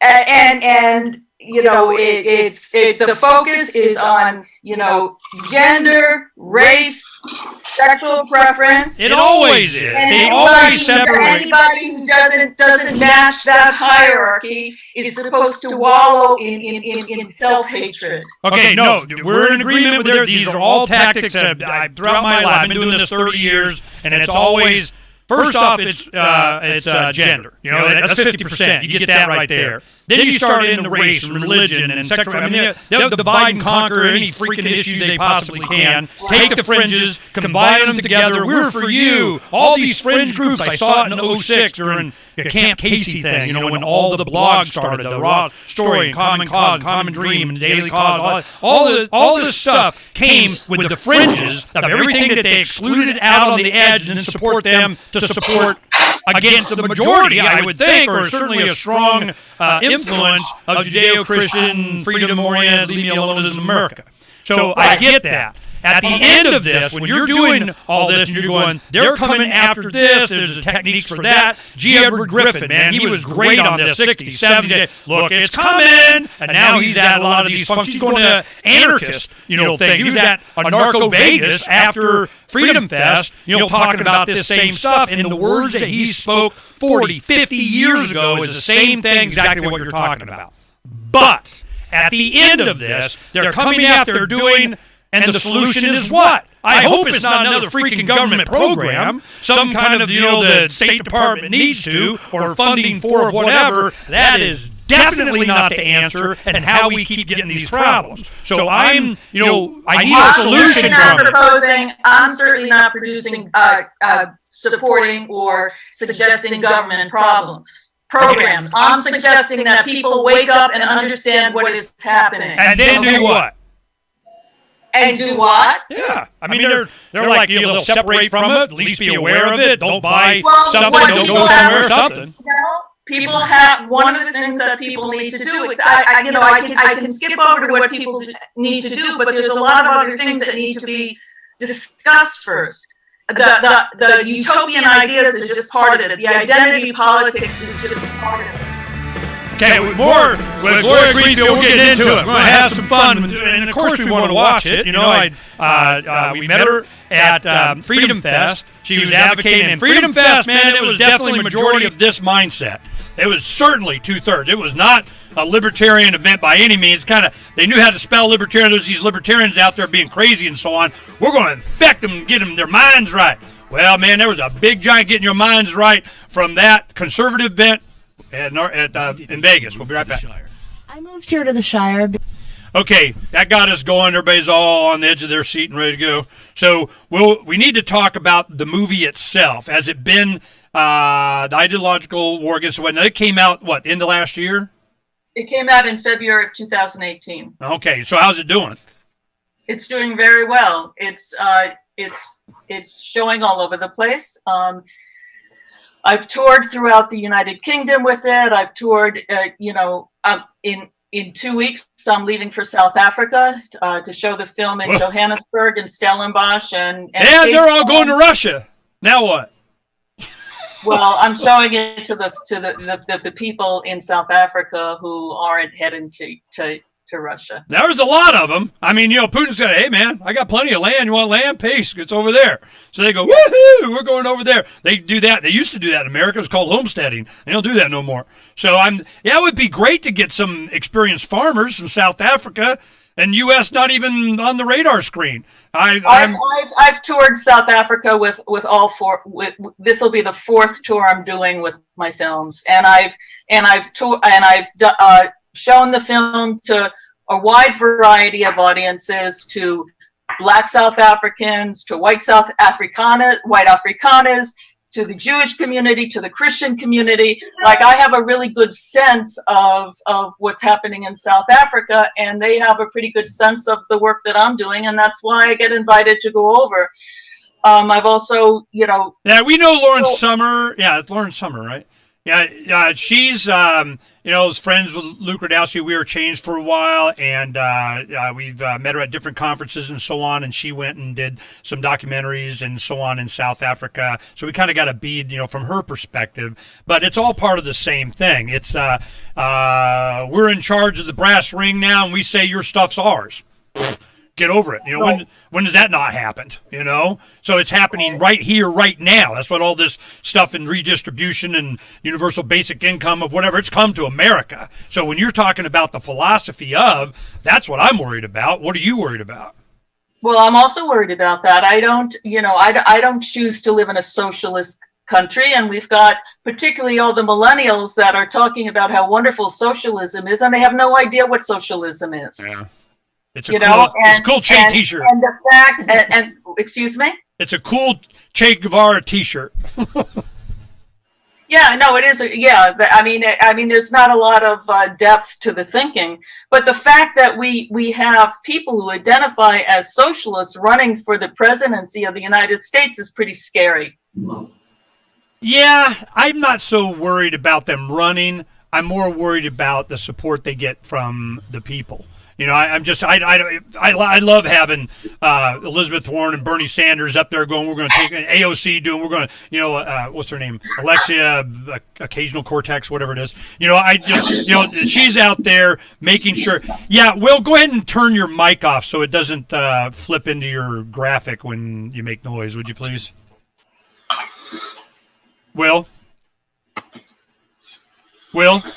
can you hear me? All right, well, turn your mic off, Will. Will, can you see me, Will? Will. Yeah, whatever. He's sitting there. And whenever he makes noise, it flips over to his graphic. What I wanted, when we come back, we'll need to specifically get into the movie's content. We haven't got that yet, and we should, at least get to that one of these days.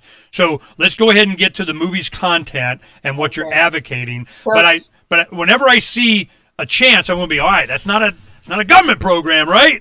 So you get ready for that. Here we go. You can ask me every time, but there's nothing about government. And now, live from the studios of Freedom's Phoenix, Ernest Hancock.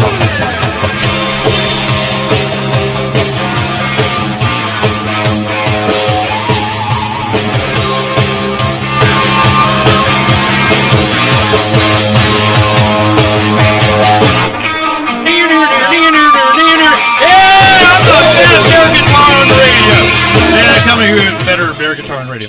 All right, Gloria Greenfield has a production company. Doc Emmett Productions. Emmett, Doc Emmett. I thought that was kind of cool. Emmett is your Hebrew. It's Hebrew. Hebrew for truth, right? Yes. That's awesome. Truth in film is the tagline. So the Truth in Film, the most recent one, defeating the ideological war against the West, the fight for our lives. What are you depicting in that film? We go watch that. What are we seeing? Who's being bad guys, good guys? What's up? The film does not promote any actions other than to build awareness and for people to develop the moral confidence in Western tradition.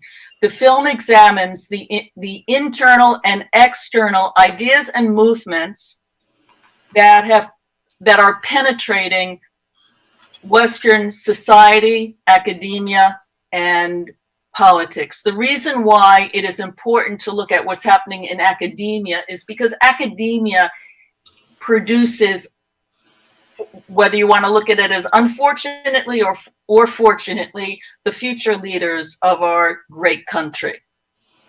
So the one these thing. ideas. Please continue. Okay, so the film is organized into 8 sections. The first, after an introduction by Neil Ferguson, talking about, making the statement about how people think that it takes a really long time for civilizations to end, and in fact, it doesn't take so long for civilizations to end. And if we're not careful, and if we're not protective of our values, it's very possible that Western civilization could end very quickly. After that introduction, it goes into the first section, which is called Utopian Masks, which looks at those ideas and philosophies that emerged in the 20th century that are in opposition to the values of freedom, of liberty. And those include, as I mentioned earlier, cultural relativism, post-colonialism, et cetera, et cetera. These are. I'm sorry, go ahead. After that first section of Utopian Masks, the film goes into what's called Crumbling Towers, which is looking at the fascism that has been emerging and being practiced in Western academia. For instance, not being able to speak your mind without consequence. That there is a script of what is politically correct, what is acceptable to say and think in the university today, with the exceptions of universities like Hillsdale College, which is a wonderful example of what a real educational institution should be. Private. Right. Hillsdale will not accept any federal funding because it wants to maintain its independence. Oh, right? My goodness. A college that makes my point. Right. So, and now I don't know for sure, but I've been told that the University of Dallas is similar to Hillsdale, but I don't know that for sure. So that section also looks at safe spaces, etc., places where our youth, where our college students are protected against scary ideas, scary being anything that is opposed to what's politically correct. And it makes the point, that chapter makes the point that these are the future leaders of our Western countries, and it is a very dangerous prospect if they have become so weak that they have to be given coloring books and crayons for therapy if their candidate didn't win, right? Yeah. Okay. I mean, I'm simplifying. I'm simplifying. No. I'm with you. After Crumbling Towers, it goes into the section that I call weaponizing identity. It looks at the women's movement and how Marxism, how class analysis was applied to the gender issue. It looks at how race is used as a hammer and as a way of weakening and demoralizing citizens who don't fit into this new hierarchy of what's acceptable and what's not acceptable in terms of identity. It looks at, and by the way, that part of it is brilliantly presented by Alan West. It also looks at the loss of chivalry and what that has done to men. That men no longer, and young boys no longer understand what it means to be a man. And then it looks at what happens to a society when you weaken both psychologically and physically your men, And how is your society going to be able to defend itself against those forces that want to destroy it?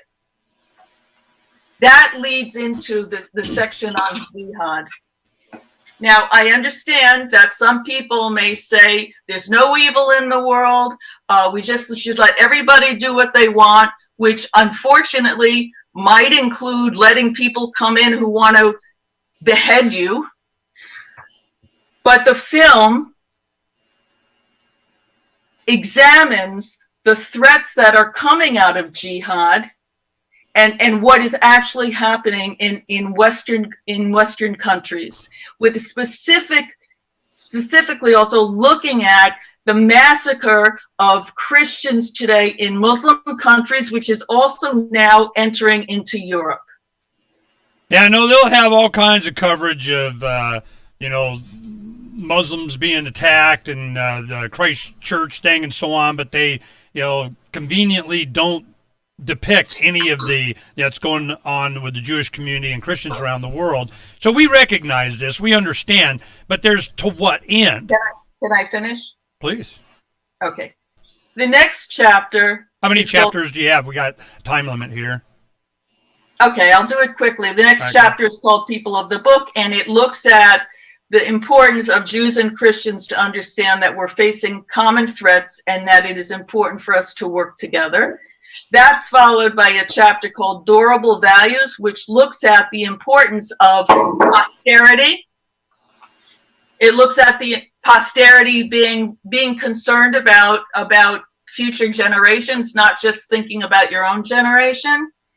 It looks at the importance of rule of law. It looks at the importance of capitalism, etc.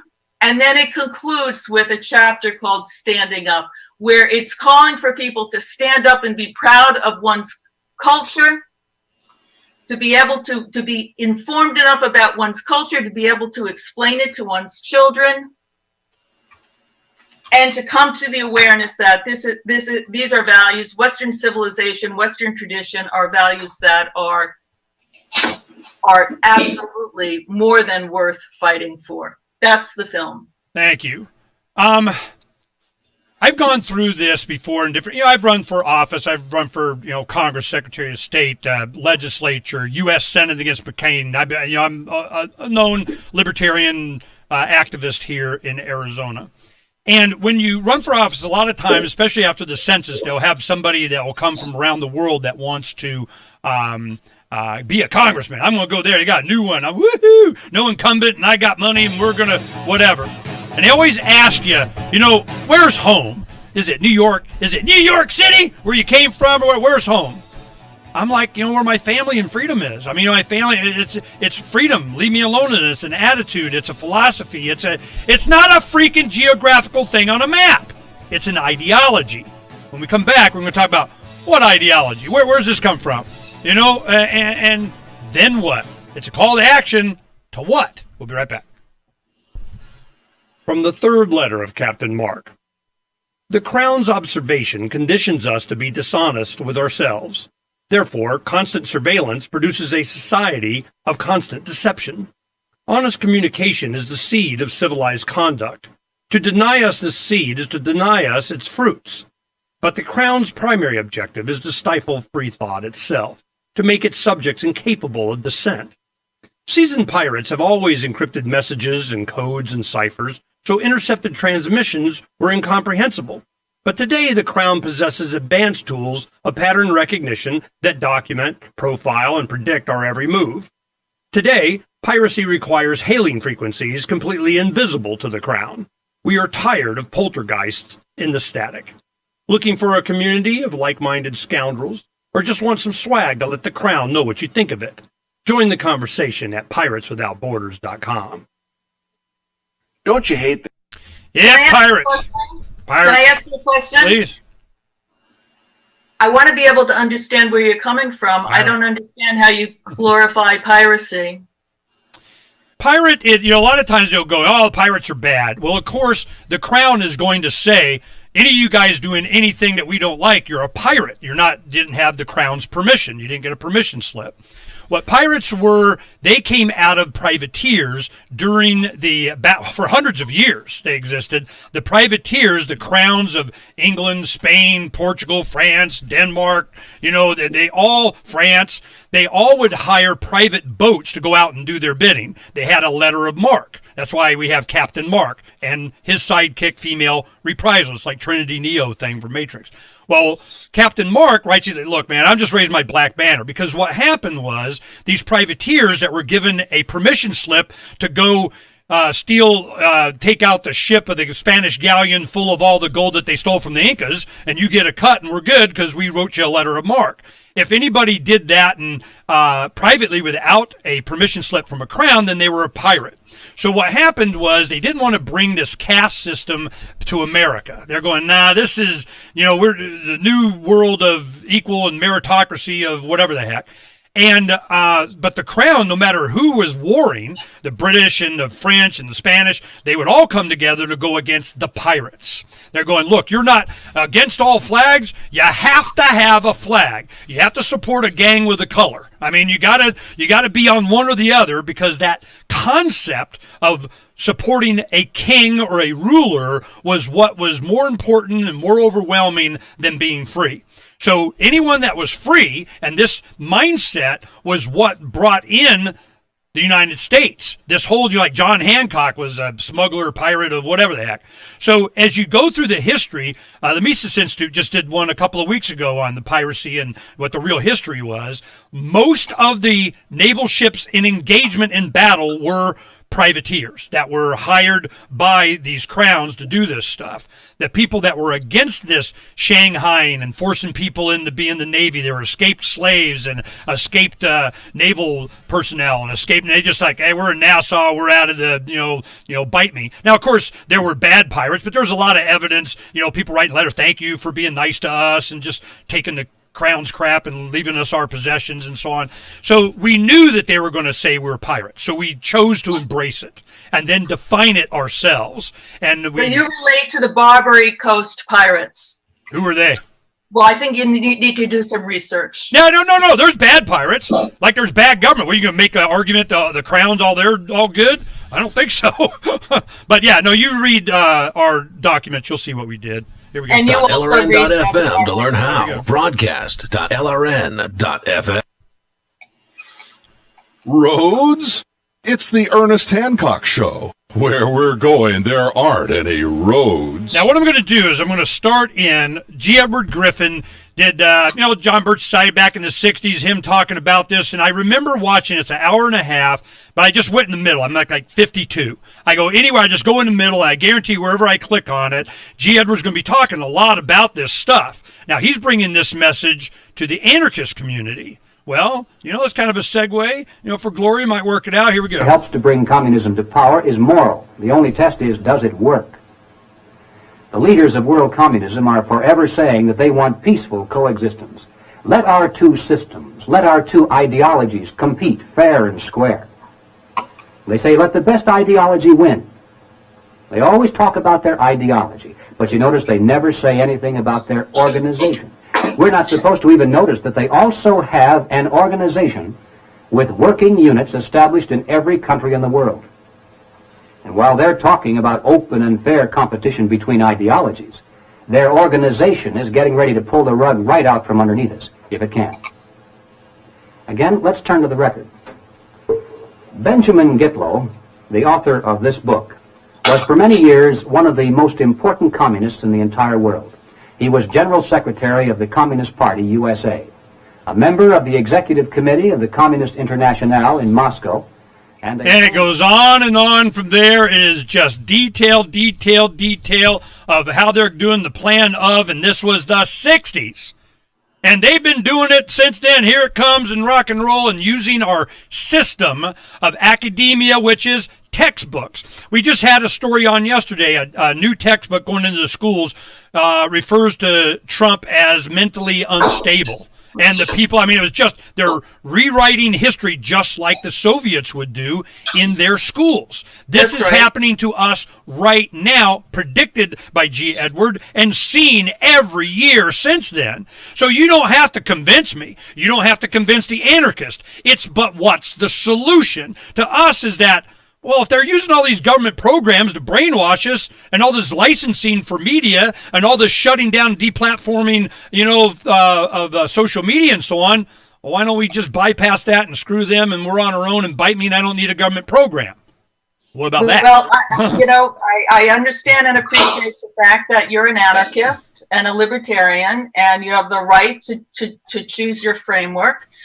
Personally, I don't think that anarchy works. I think that anarchy is dangerous. I also believe, which is in opposition to libertarian views, that evil does exist in the world. Yep, no doubt. And I'm angry because I'm prevented from fighting it. No, it gets deplatformed. You talk about How are you prevented from fighting it? Nobody. Ballot access laws. Don't even get started on me. The ability our system allows for us to be able to go up against and represent these very views that you're talking about. God, I don't know, man. You got to be in this party and fill out these forms. Yeah. All right. I'm as soon as I argue before the Ninth Circuit Court of Appeals as my own attorney standing there going, man, I got an argument. Challenge 44 election laws in Arizona. I don't think I know. I know exactly how they do it. They eliminate competition before it gets started. They do everything they can. And I know that it's general public opinion, and that's where films like yours really come in and do the most. But once you get that general public opinion, yeah, we should be in opposition to this and for this. Then what? That's when they send you down the path. Well, you got to vote for this guy or run for this or advocate for this program. When really, you live in an anarchist society, you get to make whatever decision you want with where you spend your money, how you educate your children, what car you drive, whether you buy or don't buy a house. I mean, you want to have some impact? That's the impact. And all this other stuff is just on debt for my grandchildren. No matter what program or thing that we're going to do or war we're going to fight is going to be paid for, and it keeps building up until it crashes and you lost all your system. This system is going. What is it going to be based on? How do you reconcile the understanding that evil does exist in the world? How do you reconcile that with I want the I don't need the permission. I want the ability and not going to go to jail or drummed out or shot or put in jail for opposing that evil. And every time I want to feed, a homeless guy, every time I want to shelter somebody, every time I want to move somewhere, I got a permission slip from the Crown says you don't have it and you can't. That is where the solution is. I'm wondering when in your film, all these things have been articulated to me, and I'm sure they're true. Here it comes, attack to this ideology, but the opposition to it, I need to get to that before we run out of time. Gloria, in the end, you're advocating people, we need to what? We need to stand up and fight this incursion of agreed. Stand up means what? Assault. To speak out in public, to not be intimidated by being called names, whether not being intimidated about being called a racist, not being intimidated by being called anything, just to stand up and speak and to make sure that what is happening in Europe, for instance, being put in jail like Tommy Robinson was, right, for speaking, to make sure that doesn't happen in this country, to make sure that we do not allow laws to pass that infringe on our freedom, that we make sure that we have the right to defend ourselves, we have the right to speak our minds. To make sure that we do support those political figures that are saying screw you to those who are trying to change this country into something that's really bad. Okay, now one thing at Freedom Fest, it was, and I think I know the answer to the question, there was a lot of support for the Trump administration. Are you really happy about the Trump administration, I would imagine? I support Donald Trump. I think that Donald Trump is the right person at this time You know, it's hard to argue that, especially since, the alternative was Hillary. But, it reinforces this kind of state solution thing. But probably next year, if we go to Freedom Fest, we're going to do our Trump report. Every week for 4 years, since he came down the escalator, we've averaged about 3 hours a week on just the Trump report with Dr. Frank Tamburri. He said, we're going to go there. We go, all right, I tell you, you want to do the Trump, you want to have some fun? We go to Freedom Fest. We'll put it in the media room, man. It'll be a crowd the whole freaking time. I guarantee it. Because my thing is I'm like, you're still voting? But of course, in the show, and what Dr. Tamburri does is all of the things that you would find beneficial from the Trump administration and what he's doing. But my question, I keep pushing back on everybody, is this. I need to know, when he says make America great again, I need the definition of America. Is it America geographic, American people, American culture, America and her interest overseas? What the hell is America? And great again, what does that mean? Is it, bigger mushroom cloud or whatever? From my perspective, what made America great was its freedoms, the leave me aloneism of government, and it never ratchets back. It keeps going, and with ever and ever more debt, even under Trump. So I'm going, I'm not seeing the solution coming out of this way, but I think the support for Trump and the people have it in the right place. They're better, centered as far as what they want government to be, but how are they going to make it that way? What force are you going to use? What voting material? What government program? And I'm for, like with what you do with your films, the awareness of what's coming so that you can make individual mom and dad, grandma and grandpa decisions for the generation next. This is where I'm at. So okay, can I add one thing Please. here? I think it's important for us to understand, to recognize that a lot of the really screwed up stuff that's happening right now, like the intimidation, the safe spaces, a lot of that stuff is not coming from the administration, or it's coming from people themselves. It's coming from movements, and we have to be aware of that. It's always a movement. There's always somebody that doesn't sit in the back of the bus, and then it becomes a big movement. A lot of times these movements that they'll use the system, and they'll just be a bunch of money wanting more communist of we can make some money and limit participation of anybody else competing with us. Competition's a sin and we're a monopoly, so saith the crown. And I'm saying that power of the crown is the problem. When it supports individuals like you out advocating for a philosophy or way, or just making aware of what's coming, then what? It's the then what that I get into. I need to know the then what. And I think we discussed it enough. I think we're on the same page in understanding that there is a problem. We know there's a problem. It's what the solution is. And we'll get back with that in the future. This is, we got all the links in the archive for them to go and find your movies. You got other movies up there also. The State of the Jewish Nation, Unmasked Judeophobia, Democracy's Outpost, A Case for Israel, With Clarity and Courage, an activist guide. So this, Gloria Greenfield, hopefully you got to have your say. I think we have a lot of overlap. Maybe we'll see you at Freedom Fest next year. Thanks for coming on. Give out, let's see, the website page is DocEmet, DOCEMET Productions.com. There we go. Thank you, Gloria. No, that was fun. It needs to be a little kind of testy there to get people all hyped up and stuff. But I don't think we're too far different. Maybe we are. Whatever. She's gone. Yeah, I was trying to get you to silence your mic. Every time you made noise, your picture would pop up. I'm sorry about that. All right, we'll get you taken care of here. Let me pull up your stuff. Now, do you have you just got models, engineering, what? You got a working prototype, what? We're in the process of building a flying prototype now. That's why we're at Freedom Fest raising the final capital grace. Well, all right. I'll do your bio here, and then we'll talk about it, because I'm all about personal freaking transportation of the man can bite me and I don't need a road. So, this is, right up my alley. A lot of people know we talk about a lot of these things. I haven't heard of this one particular. Maybe I've seen it up because I'm always on for flying cars and flying, and bite me. So I'm looking forward to doing this. All right. I need to take a break. We come in at 6 after the hour. So we got about 6-7 minutes and then we'll be right back with you. Okay. You got it. Thank you. All right.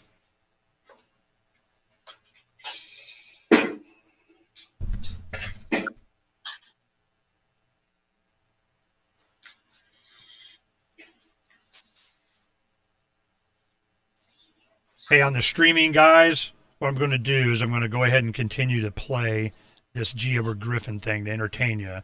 He's I saw this years ago. What's it called? This is the John Birch Society. But G. Edward Griffin, in like Laura Petrie and Dick Van Dyke's, house.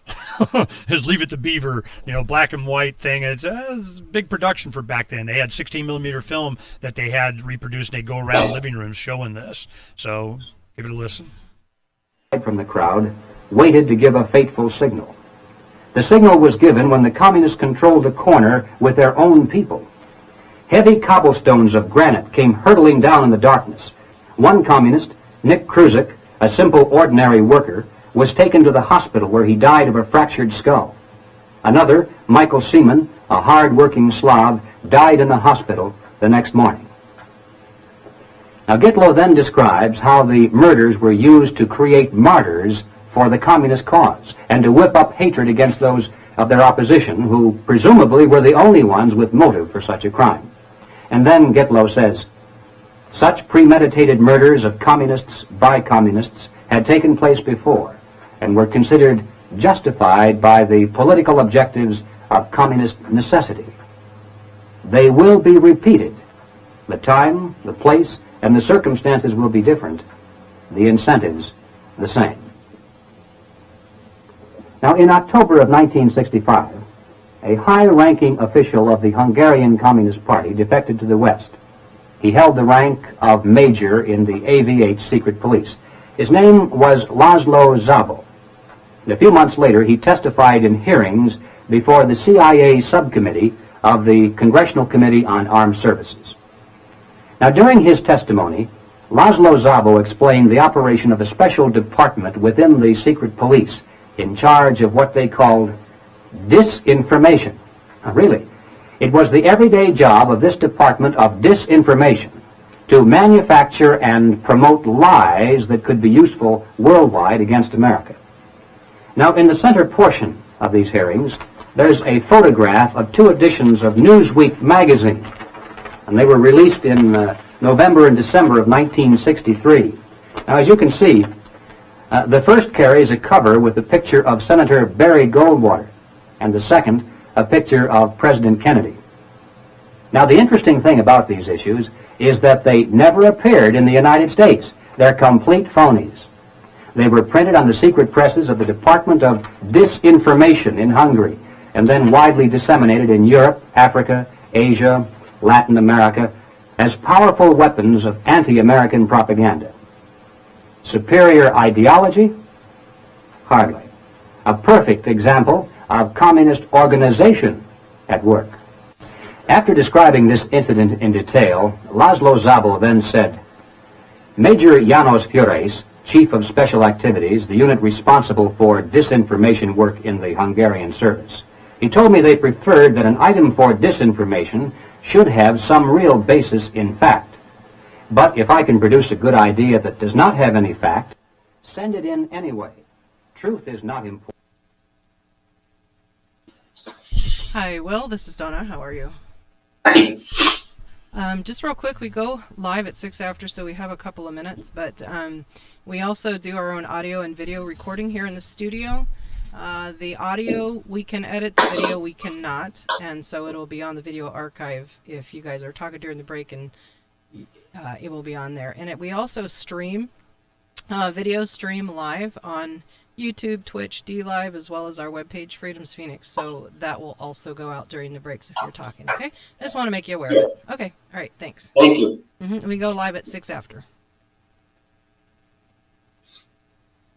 medications that would save patients who suffer chronic.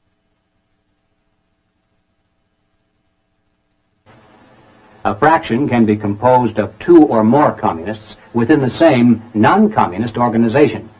Their task is to work together secretly for the purpose of gaining control of that organization, the very process described earlier by Joseph Cornfetter. Now, if you haven't read this, and of course most non-communists have not, then it's almost impossible to appreciate the degree to which communism depends on organization rather than ideology. But getting back to the subject of tactics, there's a particularly revealing passage back here on page 122. They're discussing how to handle former comrades who break away from the party, and particularly those who have the audacity to testify before congressional investigating committees. And here's what they say. There is only one proper method of exposing the stool pigeons, and that is mass exposure, creating and organizing mass hatred against these rats. 1. Photograph the spy and print his picture in leaflets and stickers. Spread this material in the place where the spy was operating. 2. Organize systematic agitation among the workers where the spy was discovered. 3. Mobilize the children and women in the block in the part of town where the stool pigeon lives to make his life miserable. Let them picket the store where his wife purchases groceries and other necessities.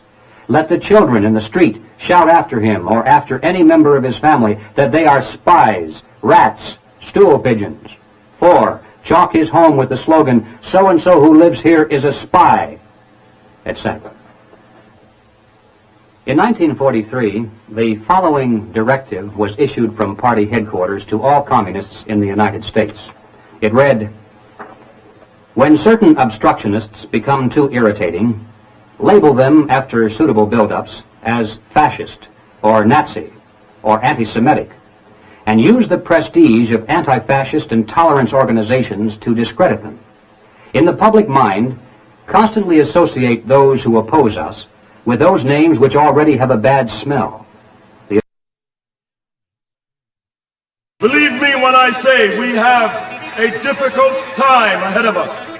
But if we are to be prepared for it, we must first shed our fear of it. I stand here without fear because I remember that I am here not because of the path that lies before me, but because of the path that lies behind me. I remember that for 100 years we have fought these machines. And after a century of war, I remember that which matters most. We are still here! Today, let us make them remember. We are not afraid! Unafeared here on Declare.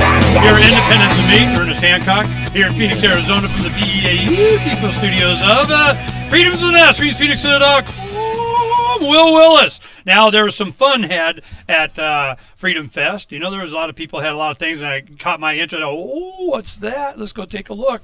Will Willis is William Will Willis, Jr., 67, Chairman and Chief Executive Officer of Aviator Cycles. Mr. Willis joined the company in May 19 to round out AC's senior management team with an accomplished public and private held company experienced CEO. All right, we'll see who that is. Mr. Willis held president, CEO, chairman, and or senior executive marketing positions with a whole bunch of people, okay? Now, what we have here is Aviator Cycles. It is a sit on it and drive it drone. I'm all hip to that, man. I'm like, let's do it. So let's talk about the cycle, what you guys are offering. Go, Will.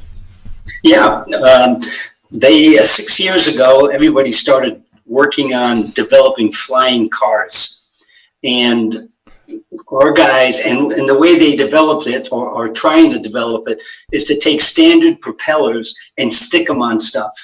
Well, Jesse Marcel, the inventor of our technology, started the other way. He looked at the propellers and said, you can't have open propellers where people are going to be near it because of obviously the risk and danger.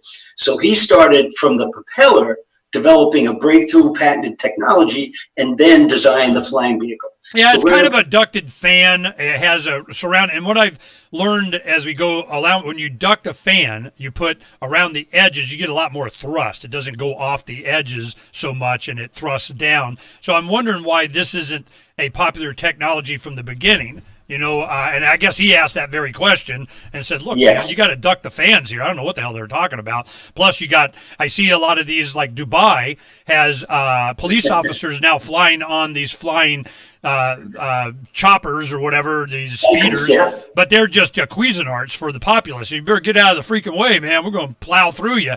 So I can understand. Why do you think that's not a preferred technology in these cycles? Well, it is a preferred technology, and we have it. And you have it. We have it. We're the only ones that have it. And why? Why? I want to know why. Well, because we developed a propulsion system that is unique to our. No. I can tell already that it's superior. Yeah. I'm wondering why the others don't do it. Because they can't. Because they can't. They didn't look at the propulsion system when they started developing cycles. And what's unique about us is that we do not have a stem on the prop that goes around. Ours is actually hubless.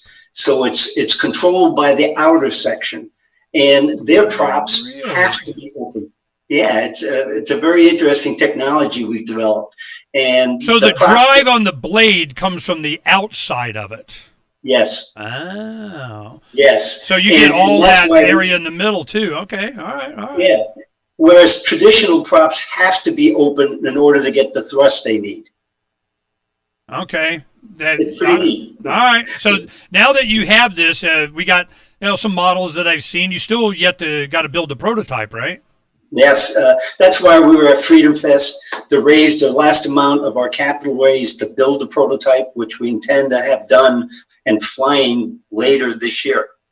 Okay. Excuse me, early next year. Yeah, I'm sorry. All right, so you're looking at participation in this space to do what? What is it that you're hoping to accomplish? This would be, it's going to be a $16,000 machine that everybody buys, or not? I mean, what are you looking for? Initially, it's going to be like a Mercedes. It's going to be very expensive. Yeah. That's only because of everything is handmade right now. Once we get into full production, the cost will come down. But the biggest difference, I think, is our strategy versus everyone else. Everyone's focusing on getting road personal flying vehicles. And I think the regulations from the government are going to go off the charts, particularly if you have those flying open props. Yeah. So we're initially positioning as a recreational vehicle where you're in the sand dunes or over water or wherever, and you can fly without the risk of hurting people, and it'll be less regulation. Well, what height are you looking for this to do? I mean, are we just doing 30 meters and that's it, or is 10,000 feet? Or, I mean, what are we looking at? Well, the optimal height is about 4 feet, but we could go all the way up to 20,000 feet. You'll run out of air before you'll run out of height advantage. But we put governors on it. In fact, this particular equipment we're working on, you can actually fly it up and parachute off it and program it to go back to where you took off from. All right, now we're showing your photo gallery here, a lot of interesting things, and it's more recreational. You're starting off with recreational, and what's its distance and speed? Give us some stats that you're looking at. Okay, obviously the altitude is as high as you want it to make, really. But once you go over, I think it's 9 feet, the FAA is involved. So we're going to put governors on it to keep it under that altitude. Speed-wise, there's 400 miles an hour of power coming off those props. So in theory, it could go that fast on a tilt to go forward. We'll have governors on that to keep it probably under 75 miles an hour. Now we're seeing some of these, what you're looking for is racing. I mean, it's going to be some fun, but then, of course, there's military application of, I got a troop of, it's like watching an episode of Johnny Quest, man. Here comes all the bad guys and they're flying platforms. So well, it's even more than that. Suppose you had a SEAL team trapped somewhere. You could actually program this to fly empty and bring them back out. Also, I mean, think of World Trade. You had people jumping out of windows. you could actually create, and that's one of our plans, is a rescue vehicle so that it could fly up empty and people could get out. And we've talked to a number of fire departments and police departments, and they're very excited about that kind of application. Dubai, Yeah. They got all these big giant high rises, and how do they rescue or fight the fire or we're screwed, man. We got a city on fire over here. Now what? Yeah. So Dubai, it's not like he's short of money, so he's going, let's do it. We're going to get some. Well, they've already started to order these, and you're an improvement on. How long are we looking at before we see an entirely different society that has all these different kind of recreational and travel options? How long are we looking at? What do you think? I think probably in the next 3 years, you'll start seeing all of the development that's going on now. I mean, there's millions of dollars being spent in developing flying vehicles. So my guess is once they start becoming in the public domain, you're going to see, and once the regulations get figured out in terms of, do you get a driver's license? Do you get a pilot's license? I mean, there's a lot of stuff there that are going to have to be worked out in the next 3 or 4 years. Then once that's done, I think you're going to see a very active. Yeah, what if I'm an anarchist and I just go, you know what, just give me. I'll take it. Oh, it's got its 9, foot limit thing on it. There's a hack for that. You know what I mean? So I'm just you get these out and it's just going to go stupid. Now we've seen these kinds of Kitty Hawk. Larry Page from Google has, very similar. They're starting with a recreational vehicle and you're just bypassing all these guys going, we're doing it with ducted fans and we got more thrust and we got more guys and they're smart and ready to go and rock and roll. And development and actual engineering of this is being done by whom, where? Well, in Spokane, Washington, there's 2 individuals that are absolutely brilliant. Jesse Marcel is a true visionary. Well, we'll go ahead and talk more about this. We're showing some of the graphics. You guys go to aviatorcycles.com and hit the photo gallery, and you'll see kind of cool stuff. Very cool, very cool. But you can see the props are a different design. Even the blades are different. So they started with that. We need to get the maximum propulsion out of the blades. Then what? From the 6th letter of Captain Mark. A pirate's life is characterized by voluntary interactions. Unfortunately, the Crown presses everyone into involuntary servitude. Landlubbers believe slavery was abolished years ago, but the Crown still claims to own us when it crimps us into service against our will. Given sufficient ambition, it would gladly draft thousands of hapless victims to kill or be killed. It's simply slavery by another name. Landlubbers are routinely commanded to serve the so-called justice system in jury duty. But before you swell with civic pride, consider that how you feel is irrelevant to the Crown. You will appear as ordered or face punitive measures. The Crown insists that you participate in your own oppression. A jury summons provides pirates with a unique opportunity to obstruct injustices. A juror can vote not guilty, even if it's proven the law was violated. A juror can acquit for any reason at all, and not even a judge can reverse that verdict. Receiving a jury summons is basically winning the sedition lottery. But if you reveal that you know this during jury selection, you'll probably be dismissed. If the Crown foolishly crimps a pirate into jury duty, it behooves the pirate to conceal their intention to nullify unjust laws. If a master takes 100% of your labor, it's called slavery.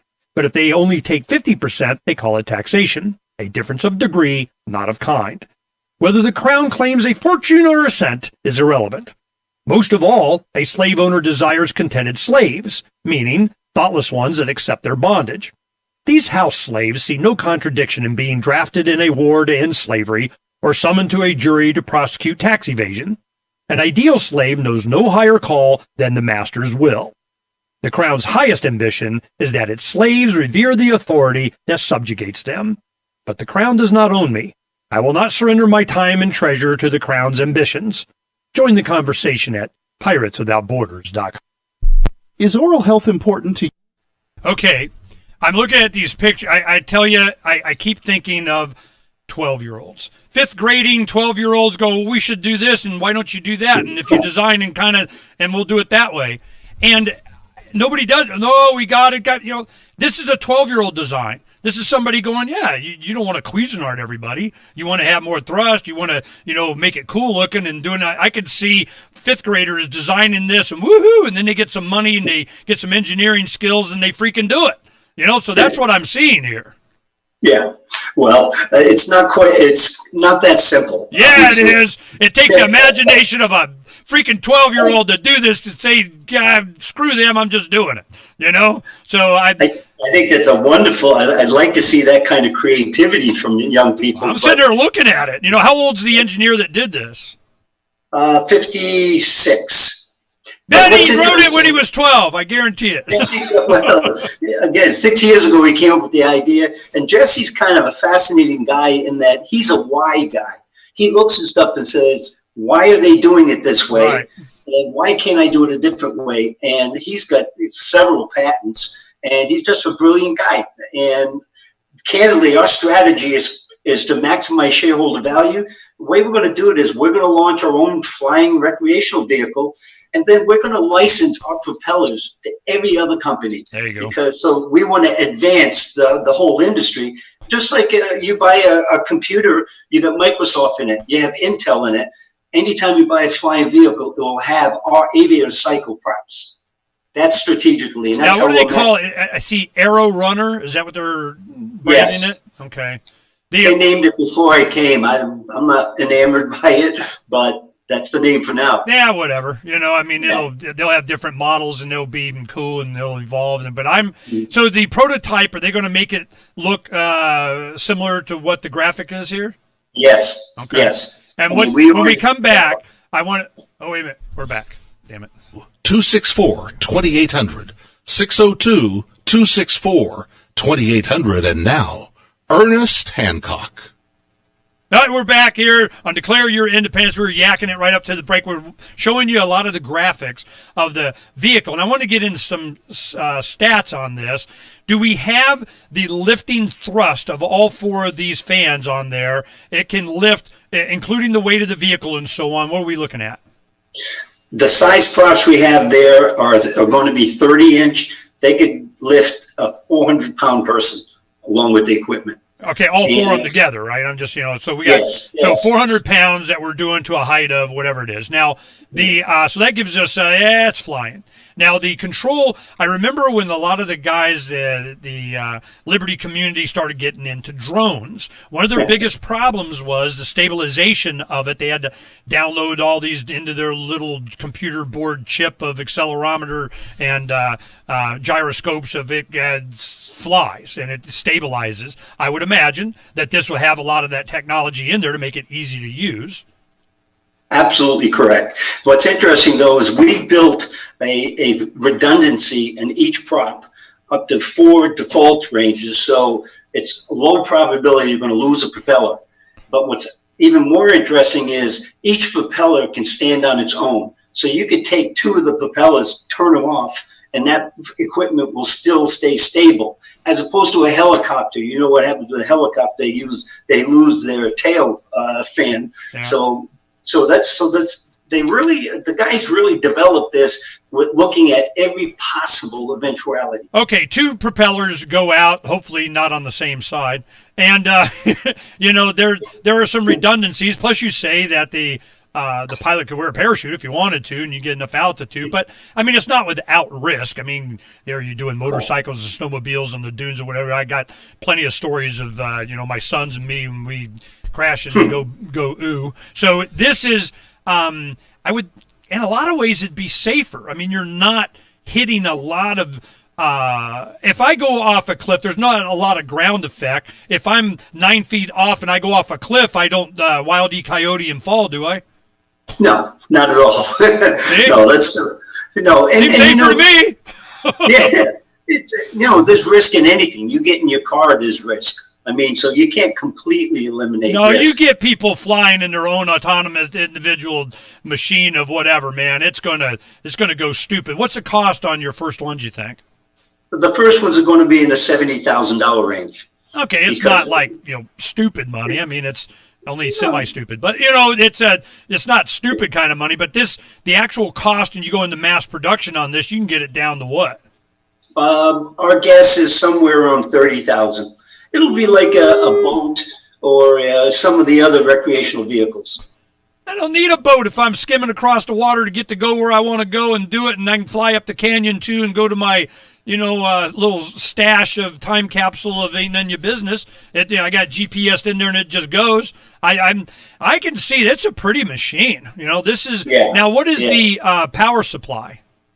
Battery operated. Well, I mean, is it lithium ion or metal hydroxide? Present, yeah. Yep, at present, and that's one of the limiting factors that every flying piece of equipment has is the battery power. And as you know, it's getting longer and longer, and it's going to get to the point. But right now, you're fairly limited with the one battery.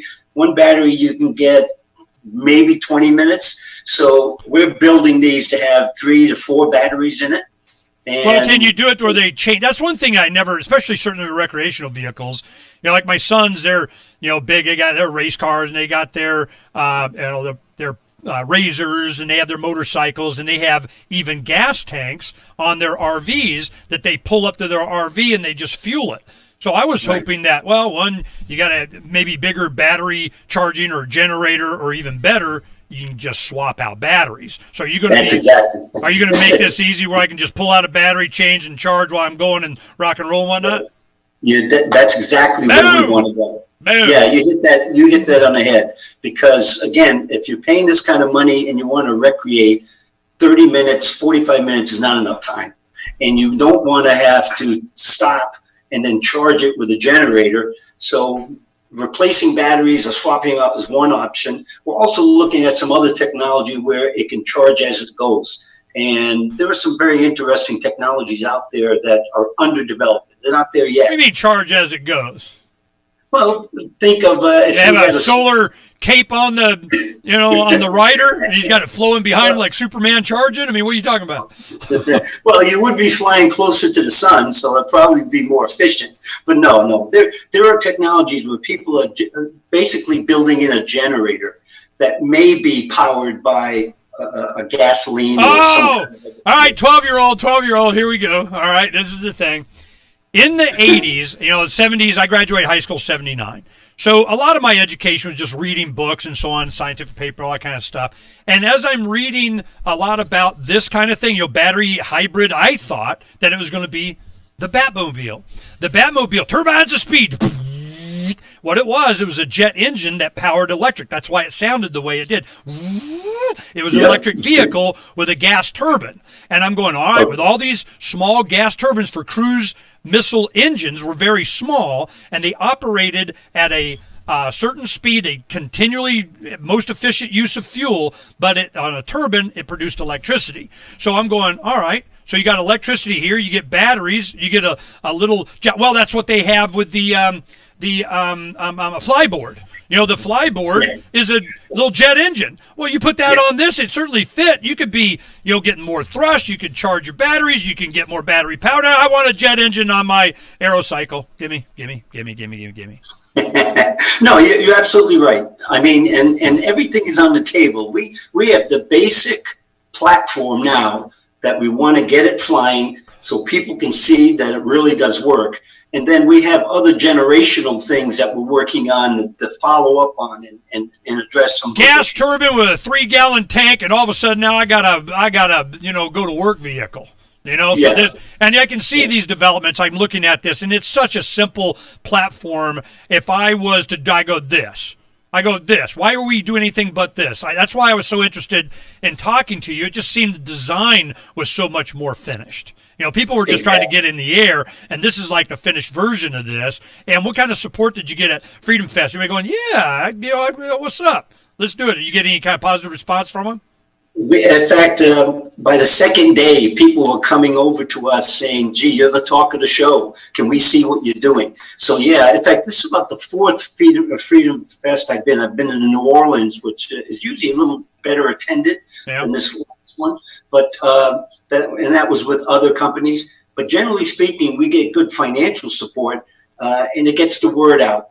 And so Freedom Fest was very productive. Well, for where's us. the company? Where is the manufacturing going? I mean, a lot of times it takes a guy with a CAD program and a laptop, and you can, create the web page, you can design it, you can show the engineering specs. You can get, but at some point, you're going to need some money, and you got to get somebody in Shenzhen to be able to start making.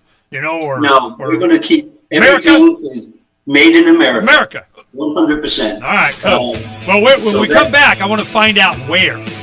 Who's actually, going to be manufactured? Who's building the prototype? Where is it being done? I see a lot of carbon fibers going to be here. I see a lot of, lightweight, obviously, and good engineering. And we have a lot of new batteries that keep getting better. And I also want to talk about the motors. These motors, I might need a motor for something. What do I need it for? I don't know. We'll find out when we come back in just a little bit. There are basically... Yeah, this is interesting. Okay, when we come back, if you don't already know, see if you can pull up specs for the actual motor themselves, maybe some specs on that. The batteries, how many kilowatt hours are you doing? And, the kind and so on. So let's get some spec when we come back, okay? Okay. All right, we'll do that. We'll be right back. Billions of monthly listening sessions can suit all budgets, and if we don't think we're right for you, we'll tell you. Email me, mark@freetalklive.com. Now that you've found the Liberty Radio Network at LRN.FM, you may want to help expose others to our great programs. To assist you in doing so, you'll find resources at promote.lrn.fm. Yeah, you don't see it here because of the way the channel switcher does, but I got a switcher here. I can put it on, on us, that we're talking, and then I have it on another computer that's rotating the graphics, so that they can see what we're talking about. Oh, cool. So when you get the video, you'll see that, got it all cool. Now, Donna had some other graphics that she probably put into the system over here. I can probably share. Let me see. Because if I can do that, then we can...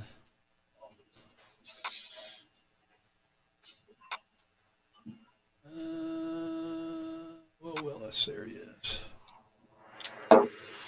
Okay, now I'll go ahead and share this. You can see what we're doing.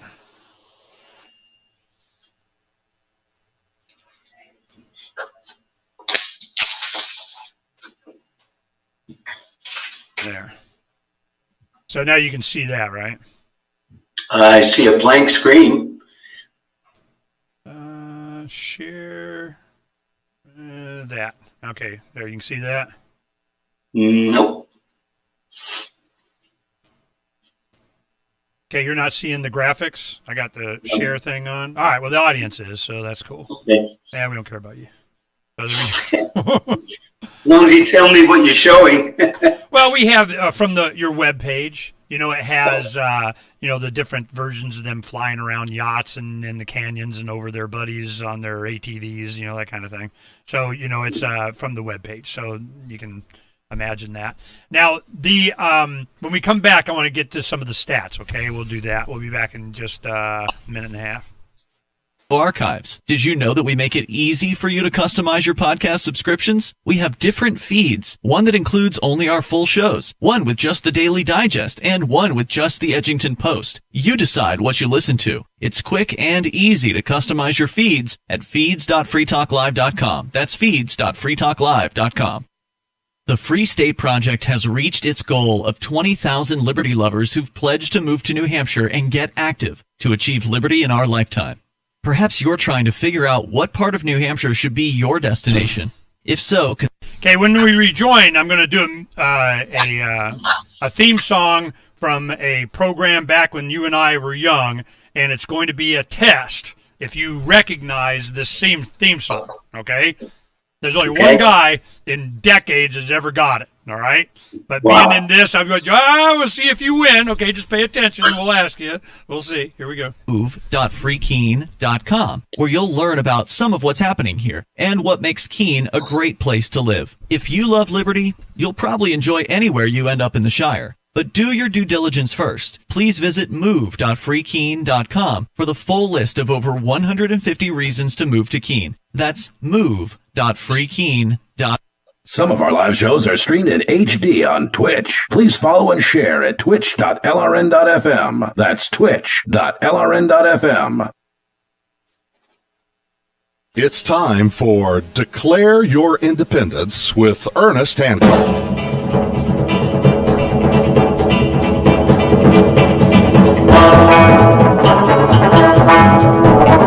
Will Willis, this is the test. Does he know this song? Does he know where it came from? It depicts a lot of his stuff. Yeah, it depicts bongo drums. All right. Well, here's your test, man. All right, what's that from? Recognize it? You know, Ernest, I'm older than you, and I don't recognize it. Yeah, Johnny Quest. Johnny Quest. They had all kinds of these little, flying around, bad guy, good guy, doing hover bike of going, you watch any Johnny Quest thing, you see this crap all over the place. I've been waiting for 50 years. Damn it, where you been, Will? I'll tell you, what's really interesting is how the visionaries that did stuff like the Jetsons or Dick Tracy. I mean, talking into a watch, Dick Tracy did that 50 years ago. And, when people say, they ask me, flying vehicles, that's crazy. Well, I say to them, well, if I told you 30 years ago you were going to have a box in your kitchen where you could take something frozen and cook it in 45 seconds, you'd think I was nuts then. So I'm going to tell you something. The future's here. Yeah, I'm with you, brother. Yeah, there's going to be flying vehicles. Okay, now one of the depictions that we see, I don't know if it has it in the graphic up there, but here I have one of the graphics has it flying on the road. And then I saw one version that actually had motorcycle wheels, on it. What's that about? Well, we're playing, first of all, yes, it will be able to fly on the road, although we're not going to go there initially. Mm-hmm. If you live in Iowa and you got a farm road, and my guess is you'll be flying it down the road. We've been thinking about the flying possibility. it over LA traffic. That's what I want to do. It's like, and you're a parking lot, and I got a flying motorcycle, so I'm good. See the problem with that? I use the example of if you take the Dubai police department with those open fans. Can you imagine 300 of those flying around New York City? It'd be a disaster. So that's why I'm concerned about the safety side of it and how they're going to regulate. I mean, where are the rules of the road for flying down a road? No, I know the rules if I don't want a Cuisinart that I'm sitting on. That scares the crap out of me. They put people on, and they got like 6-8 blades where I'm going, man, don't fall. We have yet to see the Cuisinart, So this has a, over the ducted fans, is there a grill, a grate that you don't get sucked into the fan? Yes. See? And 12-year-olds. Yeah, I mean, it's... And again, it generates 4 times the thrust of an open propeller, which is unheard of. Wow. Well, I was talking to some engineers at a jet engine development company, and I was explaining to them how we generate this power. And the guy was fascinated. He says, "That's brilliant." And I didn't do it, so I can compliment the inventor. The blades themselves, they seem different. They got like an S shape to them. They're very vertical in their cut on the air. The actual design of the blade itself, aside from the ducting, looks like it had some innovation too. Yeah, absolutely. In fact, if you took a flat blade and twisted it, that's kind of the design that we have. And in the testing, when we tested it, we expected on the bench model to get 20 pounds of lift. We got over 30. So that's what told us that this is different than the standard propellers. All right, and I see a guy sitting in a car, kind of winged version of a little bit more than this. You encapsulate it, sit in it kind of thing. Is that on the drawing board also? Yeah, when I got on board, what I did is I sat down. First of all, they reached out to me and asked me if I wanted to do this. And I was kind of in retirement. And okay, why you? What are you? I mean, because you're a CEO with past experience of we need a good CEO, come CEO us? Yeah. Well, these guys are brilliant engineers and developers, but they've never run a company before. And when I came up, first of all, when I went up there, I was so blown away. I begged for the job. In fact, I'm not really getting paid. I get a couple of $1,000s a month to pay my expenses. And that's how committed I am to this. And strategically, their game plan was to keep adding bells and whistles, and it really was development creep, research creep. So I said, "No, time out. Let's fix what we want to get to. Let's fly it." They were also ready to go public. They were trying to put together documents to go public. And I said, "You're not going to go public now." I said, "We're going to go public if and when I can fly it down Wall Street. Then you go public." Ooh! Do you want to fly it? Mr. CEO Will Willis, you're going, "I get to fly it, pick me, or are you going to do the bodacious blonde, Scarlett Johansson, Marvel thing or something? I mean, has it got to be you? That's a very good question. I like your suggestion better than, I figured I'd fly it down Wall Street and ring the bell and then get out of the way while they fight over each other to buy stock. But again, that's one of the liquidating events. I don't know. Which would be better? You got some young babe, kind of, Captain Marvel that's not so SJW or something. I mean, or it needs to be the CEO, older guy, white-haired, coming looking badass and kind of strutting up to the thing and hitting the bell. I mean, I don't know. Could be two of us. No. Yeah, if you got more than one, that'd be awesome. You could have two babes, leading you in as you come in. That'd be cool. And then but if you do it, then of course, they'll get on and she models it and done. It's all about how many pictures you're going to get. But there is some coolness factor to the CEO coming in. That'd be awesome. Yeah, well, it's funny because I ran a diagnostic instrument that was really sophisticated and so easy that a monkey could operate it. Yeah. And I actually had a demo film having a monkey do very sophisticated analysis of the machine. So you're right. There has to be a little bit of a show when we launch this. See, this is where Elon Musk comes in. Now, if he was Tony Stark has babes. You got to have the babes. Elon doesn't have enough babes. So you can bring in some babes. It's just the biggest thing is you want to depict how easy it is. Anybody can do it. The different use cases for it. And do you think Wall Street will allow you? Yeah, they probably would. They get you coming down the street, but if they don't want you, if there's some other financial interest or we don't need people to be free on the land or something, they'd be like, nah, I don't think we'll let you do this, What do you think is going to happen? What do you think Wall Street's view on this kind of thing is? Well, I think New York in and of itself is a very strange place. and it's managed by some very odd people. So it's going to take obviously a license to do it, and I think it can be done. If not, we'll find another way of doing it. But we're going to get a lot of photographs of this thing flying, whether it's a woman driving it or me or the inventors. I don't know. But if you go from one side of the steps, 50 feet to the other side just to show and I'm keeping under, 8.5 feet and they don't have any jurisdiction to suck it, I'd be for that. I don't care. If you can do it without a permit, that'd be freaking even better. Because the point is that it's a recreational thing. Here in Arizona, they started changing the laws to where all recreational vehicles, and we really drilled down on this with the Forest Service. We have a Jackalope Freedom Festival. It's the first weekend in August coming up. Some guys are already up there, and then next weekend we'll be up there. And the big problem has been just the noise, because the ATVs, they're gasoline and they make noise. Yeah, we're kind of going electric bikes and keep the peace of that. It's just a preference just to maintain a quiet environment. And the generators have gone away and now it's solar, so that makes it a lot quieter. The ATVs, I got one, I'd rather not, or make it electric, which I got another one out here and I'm wanting to electrify it whenever I get another one of my projects. But to have the electric vehicle like this going, it's going to make some noise, all those props. How noisy is it? No, actually, it's fairly silent. It's about as noisy as a hairdryer.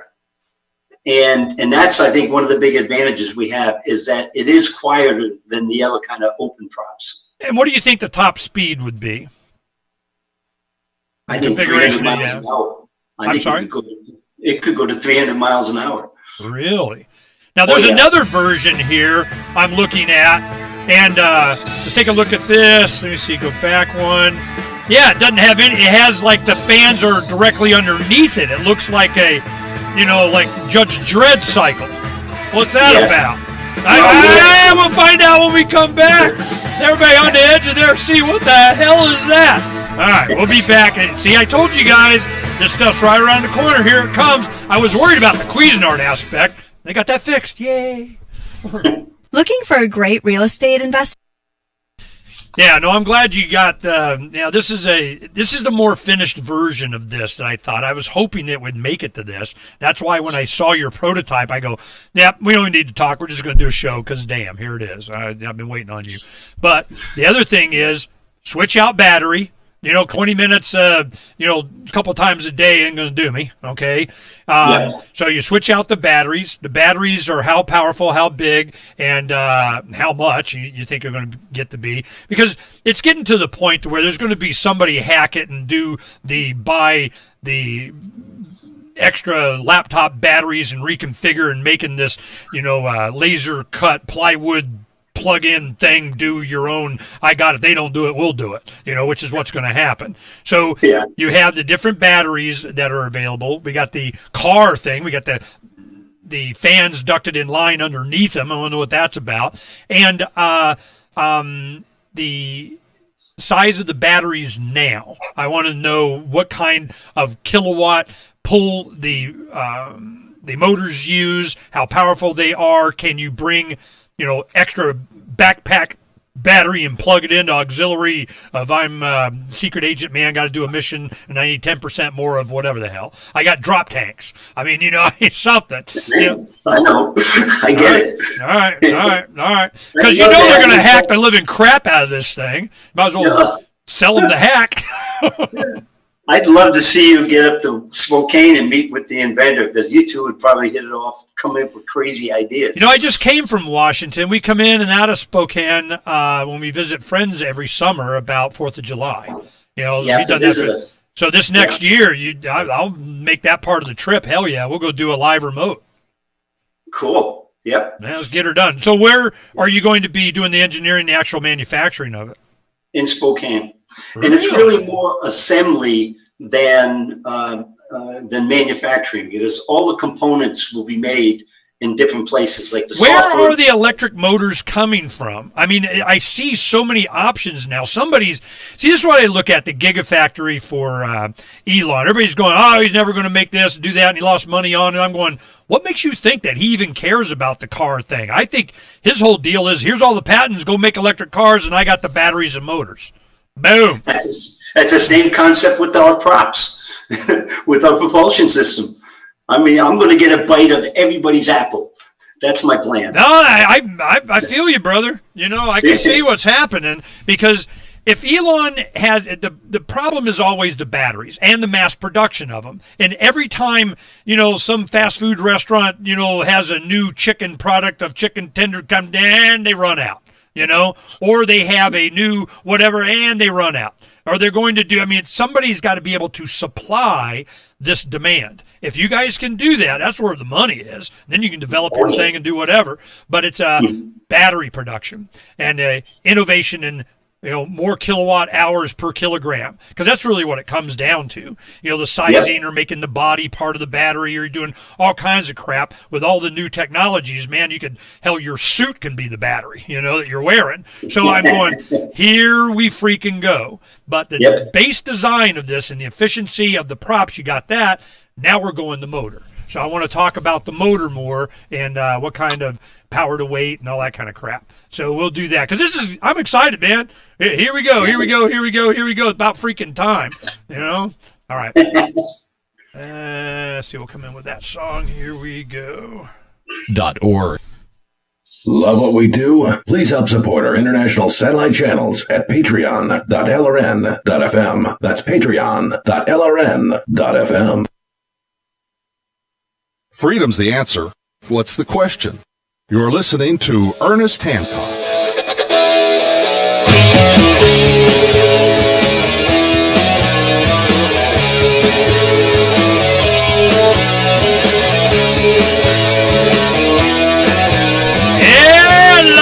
Yeah, long time waiting on some Boston. Long time. Been a long time waiting on flying car, flying motorcycle, flying.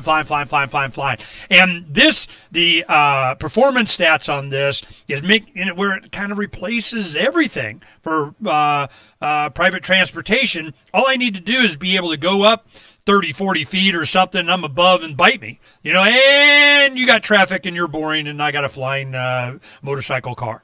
So this is coming. They're coming really fast. And a lot of people don't, but what I've been waiting on is to have something that looks like I even want to sit on it and not risk death. Well, I'm hip. This is cool. Now, Will Willis, experienced CEO from a lot of, it's freaking, all right, let's rate off some of the damn companies. Damn, it was such a long list. All right, President, CEO, Chairman, and or Executive Market Positions with General's Frozen Foods, Inc., the Menon Company, Institute Form Technologies, On-Site Analysis, MBF Asian Capital, Frito-Lay, International Playtex, Chinette, Plastic Surgery Innovations, blah, blah, blah, blah, blah. So you're a gun for freaking hire, and now that you're 67 and you go, I want to be for hire for something that's very cool. Well, this is very cool, Will, and you're looking at with the innovations that you have and what you think all flying vehicles. And now, is this ducted fan thing? Did you go and get a patent? Oh yeah, we have I think 16 patents granted and or pending. And that's why we're going to own that kind of propulsion system. Well, one, I'm not a big giant IP guy, but whatever. You do this, a lot of times you need a patent to protect you from somebody else doing a patent, so you can't do it, Exactly. So you do that, you got it. You ever going to free it out, license it out, give them out, make it, we want to, like Elon Musk, he goes, yeah, here's all the patents on my motors and car. Peace out, man, go do it so I can sell you the battery. Well, now you do a lot of this so you can sell them the prop or something, or licensing. How's that going to work? Exactly. We're going to be the Intel or the Microsoft in the flying equipment industry. Everyone is going to have our operating system because it's better than anything they have. And it is protected, and they have to get it from us. All right, these guys had to have their own drones. Come on, man. They got to be playing and practicing with drone technology. They actually did. In fact, that's how they got the idea of the propulsion system, because they saw the problems inherent in the quadcopters with open, because you lose one engine, next thing you know, it's flipping over and all. And the way they design this, it is very stable. And that's another thing that is our advantage over others, simply because they can't fly in a heavy wind because it'll be all over the place. And because of our gyroscopic balancing system, we're very stable. In fact, to get that thing to turn, you're going to really have to force it to turn sideways, just because you're going to be fighting inertia. Yeah, see, that's one thing a lot of people don't realize is you're looking at these even single-wheel motorcycles, much less two wheels, can just sit there at the stoplight with your feet up, Now you got a single wheel. And I saw this, guys, it's a motorcycle, one big wheel. It's like a sci-fi thing going around. I'm like, whoa, man, we're there. Well, you have that same technology in this. It's going to be very difficult for it to flip, and if I can do a single wheel at a stoplight, I sure as heck do this. And I remember our IT guy, Derek Slopey, and a lot of the other guys fascinated with drone technology. Now, we have our own pirate ship. Yeah, here. Boom! The pirate ship. Okay? Ooh, here we go. And this has all these ducted fans. So, of course, we're going to be using this kind of technology for the stability of it. Well, this is already where before that, it'll flip over. Not anymore. That's not really a problem anymore. So you have the right software, the right hardware, and so we're talking about a gyroscope. Now, a gyroscope adds how much weight? How heavy does the gyro have to be in there? Minimally. And I can't go into specific how we do it, because obviously that's proprietary information. But the nice thing about our propeller system, we could go to one propeller under it. And then we even have on the drawing board multiple people, vehicles, a bus, not as big as a bus, but we have the thrust to be able to create additional passenger. Okay, what innovation are you expecting in battery technology to get you what you want? We need another, 14.2% energy density, and all of a sudden now we're flying cities. What are you looking for? Well, there's a technology coming out of University of Texas that's a glass battery that is very light and very condensed in terms of energy power. And it's still in the development stages, but they're getting some pretty good, numbers out of it. I think batteries are going to continue to get smaller, more powerful, a quicker charge. I mean, right now the charge ratio is usually 2 to 1. Takes twice as long to charge it as it does to run down. I think that's all going to change during the next couple of years. Just to prove it to myself, and that I could see that they were trying to patent carbon. And they were doing it through, it's a long story. So what I did is I got a tube furnace that I have in my barn here, and I started to grow my own carbon nanotubes. And I used them, to put on ceramic kiln post that I would put a catalyst on, grow it on so I had a lot of surface area. Then I plated it with, just a few atoms of nickel to make a nickel iron battery with potassium hydroxide as the electrolyte. And I created a nickel iron battery with carbon nanotubes just to show that I could charge it fast, discharge it, and it held, and I go, boom, done, in your face. It's called the Battery Project. And you go look at that, and you go, damn, Ernie was freaking serious about this. Why aren't you making them? I go, I don't want to make them. I want to buy them. I'm not here to make it. I just wanted to demonstrate you can't, patent carbon on me, bite me. We already did it. So were you a chemist or an engineer? I mean, how do you come up with that? No, all right, I tell you, this is what happened. A friend of mine he was a nuclear power plant supervisor at Palo Verde Power Plant. And he moved out there. He's 10 acres out in the middle of the Lone Prairie, and they wanted to charge him $30,000 to hook up to the grid. So he goes, bite me for that. I'll be my own freaking grid. So he got a windmill. He got a bunch of solar panels. He had lead-acid batteries, or old forklift batteries that he got used and refurbed and so on. And then he found out every 4 years or so, he's having to replace the entire battery bank with $5,000-$6,000 of batteries. So he said, screw that. There's got to be something. Well, he found nickel iron Edison batteries were being produced again by China. They were shipping them into LA about 5 years ago or so on, and you could go and buy nickel iron batteries. Now, they're not great for weight. They're not going to do a car or a flying anything, but for homes, they do great, and you will them to your kids. I mean, they last a long time. So he goes, we'll do that. And while he's doing that, we're traveling around the country, doing the show on the road. And Donna's driving. I go, let me check something. And I go, nickel iron nanotube.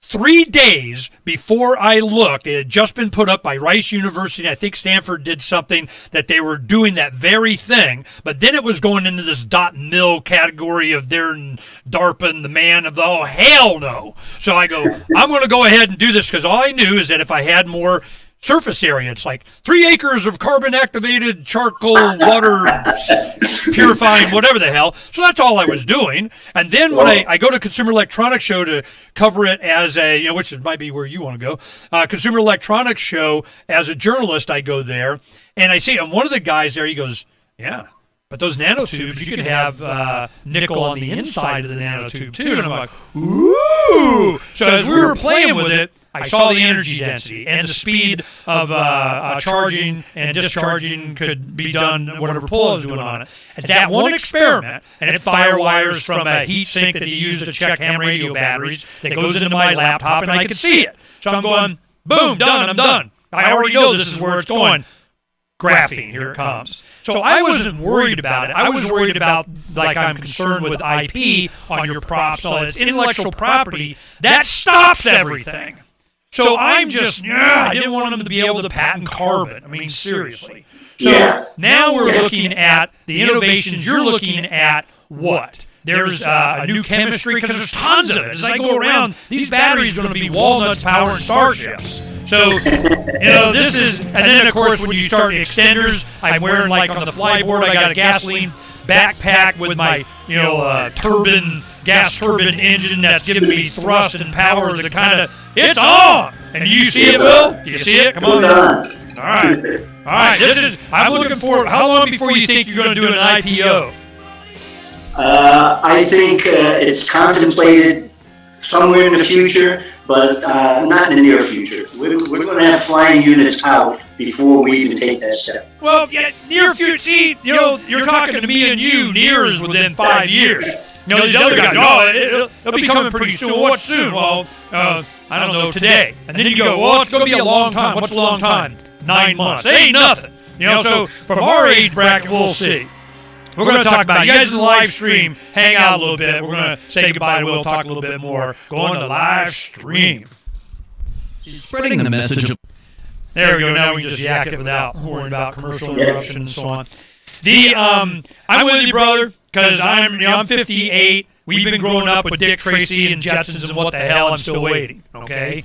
And when I give presentations last few years, I kind of focused on why I'm so optimistic.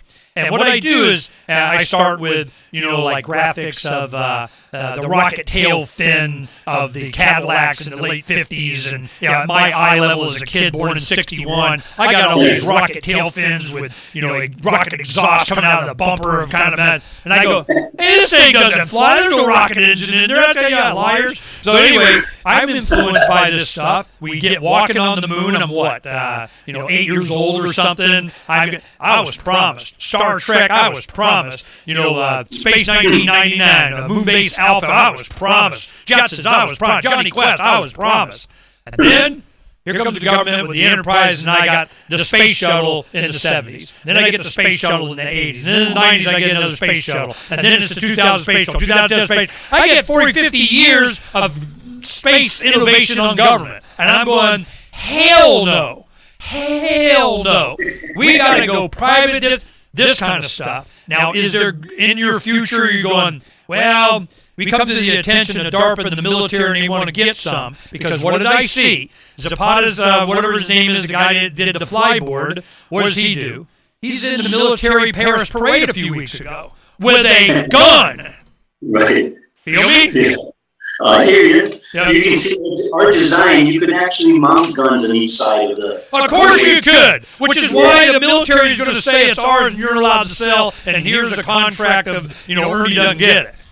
No. In fact, we're going to visit Washington and Redstone and talk to those folks about designing a special unit for them. Because again, we're gonna need capital to continue doing the development we're doing, and the government may grant us a couple $1 million. It's got a totally agree button though. No, it's not my first choice. It's going to be you totally agree to they can't and you can and what. See, that was one of the reasons what they were doing is carbon nanotube body armor. Once they started doing the body armor, and they had a thing called rhino hide, and I was talking to them, and it was a group that was, a bunch of scientists, and they had admirals this and general that, and we're using carbon nanotube, and they're wanting to kind of patent it, or this is going to be. I'm going, no, hell no. I go, I know what you guys aren't. You're just getting multi-chain carbon nanotube and dusting on, give you a little bit more ballistic of a % or two, and saying, woohoo, pick us. And I have them on the show, and I go, I know you guys aren't doing it, because if you were, I'd take your $600 body armor and burn the crap out of it and get the carbon nanotube and do what I want with it. I go, you guys are full of it. So it's just, so that kind of went away. But because I could see what was going on. Now I want to show people this. Here is, I probably should do it on so you could see it too, but here's the guy doing the flyboard. Now this is like a cruise missile, gas turbine, and the fuel is his backpack. So he said like a Dick Tracy thing. This thing has been around for a few years. And now he's standing there hovering over the crowd, kind of cool, and he's got his M16 or whatever that is. And he's like, we'd be military, so... France doesn't have much of whatever they're going to parade, but they definitely wanted to parade that. And I'm going, yeah. So what's going to happen? Here comes DARPA is going to say hello to Aerocycle, Aviator Cycles, and go, we need a version. Can we have a version? Give them their version. I don't give a crap. But if one of their conditions is that you not manufacture and sell to anybody else, or it has only be under approval of, or some crap like that, then you're controlled, and what's the point? Yeah, not going to happen. Yeah, Will said on this show, I want everybody to he said it. He said, so these guys, is that part of the conversation they had? This will not be just a military option? It will be a military option that's designed specifically for them. Yeah, but not just. I'm like, it's like they make a Hummer and they go, you can't have one. Well, then, of course, they did, later. But, I just want to make sure that your mindset is such that they're not going to deprive the individuals of individual autonomous flight like this because of some national interest bullshit. Totally. I can understand there are going to be probably restrictions that we can't sell it to other countries in terms of military. The unit we developed will be for the United States military, period. And it will be very different from the unit that we developed. Yeah, pal. What? What don't I get? I'm not allowed to have my, saw on the side. Is that it? Well, think about this. We're going to have Kevlar in the bottom of this thing. It's probably going to cost $500,000. So they will have things that an average person wouldn't need to fly around the neighborhood. Yeah, I just want my, carbon graphene shield of maybe a little bitty titanium underneath the back, kind of, I'll aftermarket and do it myself. Bite me. Yeah, you can do it. No, I can see this is going to be, because this is what I don't want to be part of. I tell you straight up, this is my problem. As I'm reading science magazines all the time, what would happen is that in popular science, there would be all this workup about this particular new whiz-bang gizmo of we're going to, have this thing ready for everybody and you can do it and ain't it cool? And I'm going, yeah, but am I able to buy it myself without your telling me that I can't? Am I able to promote it? Because what happens when they promote it in the science magazines or on these shows is that they're advertising for a military contract. I mean, I see it every time. If you don't fund us, DARPA, Ernie's going to get one. Do you really want Ernie to have one? Because I saw it with it. It was called Dragon Scale. It was a body armor that was like scales. It had these little circles. It was like armor that was ballistic for rifle shots, and it didn't have to have the ceramic plates. So when they were doing this Dragon Scales, the military comes in and they say, "Oh yeah, we want here's a big contract we got," and you can't sell it to civilians. And I'm seeing the same kind of thing being offered to you. I wonder what kind of opposition do you have to that, or give them a limited something. I just feel that they're going to, the government that's supposed to be there to protect my individual rights is going to take away from me my flying freaking motorcycle, you sons of bitches. Okay. You're going to have one, I promise you. All right, well, we'll stand, damn it. But the answer is always yes to the demand. It's just how much. That's why they're $500,000 a piece. That's why. Yeah. All right, man. Well, I'm glad you committed to it, but I'm still waiting to see. But I think it's very, very cool. Thank you.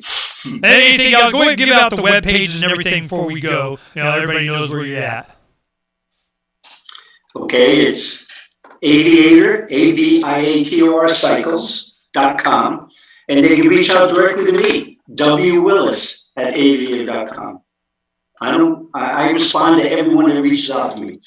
Now, I'm glad, well, any of the people that were there at Freedom Fest, other than the cool factor, are they already got, friends at the Pentagon, or are they, looking at my local militia, or I'm rich and I just want it, or, what was the range of response you got? Yeah, and generally speaking, you don't know how well you did till a week or two afterwards. Because at the time, someone may say, hey, you know what, I'm going to invest. But you don't know, is this guy a multimillionaire, or is he a guy that is going to give $5,000? So we got a lot of interest. We got a lot of people saying they're highly interested. We'll look at it closely. We gave them the private placement memorandum, and now we're kind of sitting here waiting. I'll reach out to the people that asked me to reach out. A lot of these have been with pre-orders. If you pre-order this, you put the money in, it helps with blah, blah, blah, blah, blah, blah. And it's been on, what do they call it, the Epic, or some of these three-wheel cars. There's been a lot of fuel-efficient this. There's been different aviation that. And it just keeps going on and on and on. And I think, once you get a prototype and you're doing, well, then, of course, everybody's going to flood in, but you need the money beforehand. What are you showing them? Is it that Will Willis is the CEO? Is that the biggie right there? Well, hopefully they're impressed with my background and the experience I've had running public and private companies, taking startups and making them very big.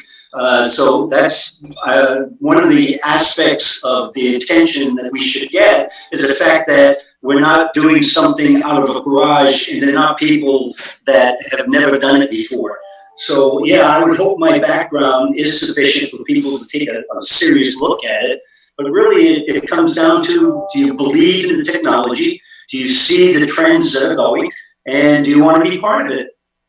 We want to change the world. Well, you know, what I'm building up to is why you did it. See, I'm sure you could get a job. You know, you're retired. You probably got a couple of bucks. Maybe you got some money out of you, or you made some deal. I don't have to get a whole bunch of money. But, you know, I'm going, show me you're serious. Give me, cover my airfare. You know, but were you inspired by the tech? Who came to whom, and how did they even know you? They talked to some people in Wall Street and some investment bankers, and my name came up a couple of times. So they reached out to me. Why? I mean, are you man? If somebody comes up with a flying motorcycle on there, let me know when. I mean, why you? I think it's just because of my experience and my attitude towards things. Bottom line is, I don't see the reasons why you can't do something. I keep pushing to get the answer on how you do something. See, I'm still trying to get that. Were you wowed by this from the beginning? Blown away. Okay, what was your first reach out to you? Somebody sent you a little model? You got an email? Somebody told you about it? What? We had about a 2-hour phone conversation, and then I got on a plane and flew to Spokane and met with them. All right, how many days between the conversation do you go to Spokane? About a week. Because I had other commitments. A whole week? I had to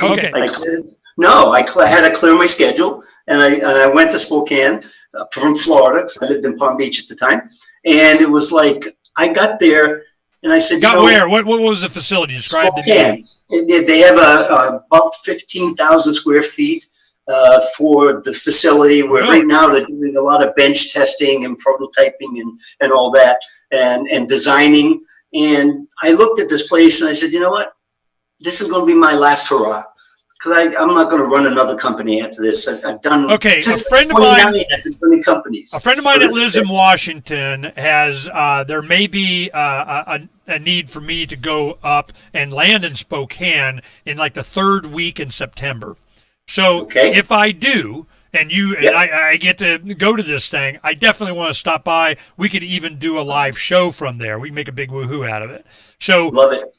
If you give me the, kind of the intro and the push and kind of Ernie's coming, if I'm anywhere near, I will definitely do that. Because I want to go see what you saw. What did you see? You went there. They had all this testing on the bench. They got propellers and the motors and the analytical of kind of whatever. But is that where they're going to assemble also?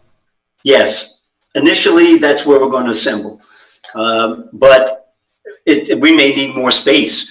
Once we get I've been through this before with Cody Wilson with the 3D, printing of guns, and the Ghost Gunner was a little bitty kind of. We did the prototype and send out the specs to different machining and send that back and redo in the computer board that we make boom done, and then they went bigger. I've been through this before. So when you say, well, I just wanted to make sure they didn't have a garage, hell. That's the only one I care about is the guys that start in a garage, all the other stuff is just they're trying to rule me or something. So This is a progression. You were most wowed when you met them with what? The computer drafted the design, some of their performance tests to compare. What was it that wowed you? The inventor. The guy is brilliant. When I sat and talked to him, I was mesmerized by how this guy's brain worked. And I was so impressed with him. I asked him, do you have a mechanical engineering background, electrical engineering, whatever? He's not formally trained as an engineer. Yeah, he is. He freaking did drones. These kids, I'm telling you, it's getting to where now Tesla, Google, big insurance companies, a bunch of they're just dropping like flies to requiring any kind of a degree from a university anymore. They're worthless. They're just like, did you spend 10,000 hours playing with crypto and drones? You're hired. So this is what's happening. I'm glad you got to meet him. And he goes, no, I did it. I can't just do it. It's called YouTube, man. The internet. I wanted to be part of it from that day on. And I've been focusing on helping them get capitalized, putting together the strategy, I've kind of redirected our development cycle because, again, they kept having development creep where the smart guys, when they do something, say, hey, I got an idea if we do this. And they just kept inventing. And at some point, you got to put a lock on it and say, let's get this flying. Yeah, when you're 20% ahead on thrust and you're 10% ahead on this, and you can do this and go this far for this long, and you're just waiting on developing a battery and production. You know, I mean, let's get on it. Get her done. All right, no, I'm hip. I'm hip. But the performance that they have now, you're pretty impressed with. You're happy with where it's going? Yeah, very much. Now, where are you doing the molding, the actual body? I'm sure that's probably carbon fiber or carbon fiber. We're sending it out. Yeah, we're sending it out. And, in fact, we're right now looking at a couple of companies on the system control system. Someone like Intel or Microsoft, it would benefit us to get them to partner in the development of the system because we can't do everything. And so we will be farming out. We have good friends that have a gyrocopter company in Washington, or maybe it's Oregon. I think it's Washington, in Seattle. And they make their bodies themselves, through an in-house process. It might be worth you guys. I mean, they go, look, man, we got our own crap to make, but just the process by which they kept it in-house to be able to do what you're doing might be of interest. I mean, they're in Washington. Yeah. I'll hook you guys up. I'll send an email to, the people that I know, just interesting, because I'd like the more you can have it done locally. That's where this vertical integration kind of the Tesla deal is. They come after you. If they don't like you, they go into your supply chain. So you go, what? I just get rolls of aluminum and my robots do it, so bite me. Yeah, don't laugh, man. I'm telling you, this is innovative stuff. This is the future of I've been waiting, and you look at this, you can make a car. They're making cars. Their cost to make cars in Asia, wherever they're selling them for $3,000 new car for some little piece of crap or whatever. But the point is that with automated production, you go, hey, Mr. Tesla, can we have a line that you do our kind of little offside little thing over here? And if not him, they got the robots for it. So you see, I'm just, when that happens, they are able to go in your supply line. And if you got a lot of your supply line yourself, these aren't problems anymore, So it's just, I tell you what it's like. It's like Tucker going to Howard Hughes to get the engine for his Tucker car. Because you had to. You feel me? Are you getting any resistance from, what is your competition? Just a man doesn't want you to be free. You're out there being free on the land. Yes, but they're going through the desert. We got to shut down all the roads in the desert. We put in the fire roads here in Arizona all around the Southwest. We don't want people to have access because of our secret, whatever the hell they got out there or something. Area 51. They're getting rushed with 1 million people with their cycle drones. Do you recognize the name Jesse Marcel? No. Marcel, his grandfather was the guy at Area 51. He was the guy that went out to view the site. He was the guy that actually took pieces of the equipment. And actually, Jesse, who's the grandson, has some pieces of it. And it's interesting because there's no metal that's ever been made like this. So someday you want to get a conversation like that with Jesse. And tomorrow. Blow you away. Send me information. I'm all over it, man. We can do it. Yeah, the Bob Lazar story has, there's the new documentary that, come out that's really opened up a lot of things. And somebody just does the job. Yeah, let's just rush Area 51. Boom! 1 million something people are ready to go. And the only reason that I'm not going is that we have guests visiting from Ireland. And I'm going, and they want to go see the Grand Canyon. I'm trying to, hey, you guys want to go see, Area 51? You want to go up there? You want half of your vacation to be Area 51 in the desert in the summer? You want to do that? Maybe not, but it'll be fun. Well, from the UK, they probably like the heat because I had an office in London and the weather sucked. Get your bones warmed. That's I've been traveling a lot this summer, and I was happy to get back to the heat and make myself feel better. I'm really interested in what's the next time line, next hurdle, next checkpoint, marker that you got that we need to pay attention and have you come back on and maybe get your engineering guy on and we can pimp it. Oh, yeah. I'd say raising the final capital to get us to push, to make the flying, that's really the key milestone right now. And what's interesting, and when you look at how much are we talking about? Where we wanted $2 million, we've already raised like $675,000. Yeah. We have no debt and we have no venture capital money, which you know what the VCs are like. So we're a good investment. Well, investment in what way? I'm investing. Here's $10,000. I'm a little guy. You know, I'm a little guy. Here's $10. So I go like, here's $10,000 or maybe $10. Is there some mechanism by which before you go IPO that you have some kind of investment strategy for crowdfunding?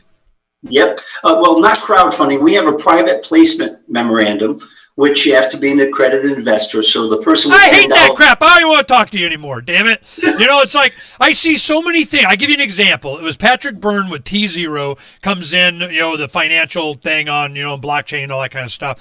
Well, I guess you can kind of invest by buying overstock because that's the only way the T0 comes out. You got to be a certified investor with a net worth of kind of, and you're not allowed to make any money. I hate that crap. That's why I like, you know, blockchain investment, some of these initial coin offerings and ICOs, and of course SEC, and everybody freaks because the little people get to invest and make money. Yeah, they shouldn't be allowed, you know, so there's no crowdsourced funding of kind of I get to buy into whatever that small amount of I go to the anarchist crowd of man, go give your $10 to. Times $1 million is $10 million. You see my point? So what? Well, what mechanism do I get? The thing is, I don't want to spend my retirement in prison, and the SEC is pretty particular when you start asking money and getting money from other people. So well, then I want to pre-order at a discount. Where's that? I will give you a discount. I want to pre-order a discount, a big discount. I can logo it. There'll be a pirate on it. PiratesWithoutBorders.com. Yeah. It can be done. It can be done. Now, I'm going to rip off one of your pictures and do it anyway. That's going into my spaceship.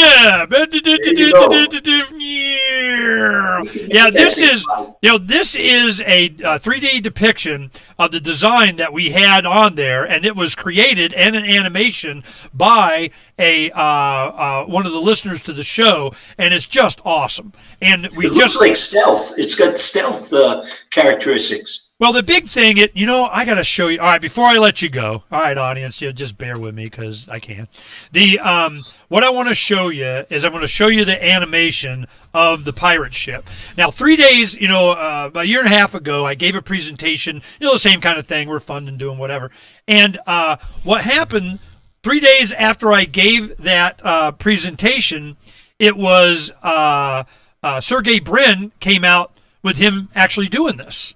He's building his own airship now. So I'm going, really? All right, so let's go ahead and do this. Yeah, I go share. I don't know if I can manipulate it from here. Let me see. Yeah, go up, there you go. up. Come on, up. There. Go to Pirates. PiratesWithoutBorders.com. Now, at the top of Pirates here, you'll see ours is decentralization of everything. Communication, energy, shelter, and transportation. When you click on this icon for transportation, it goes to all the tech that is decentralizing down to the individual in transportation. That we're, off government and pirate this and supersonic that, and your stuff will go up there today. Now, up here it says Precariat, take the visual tour. Now we'll go ahead and watch this.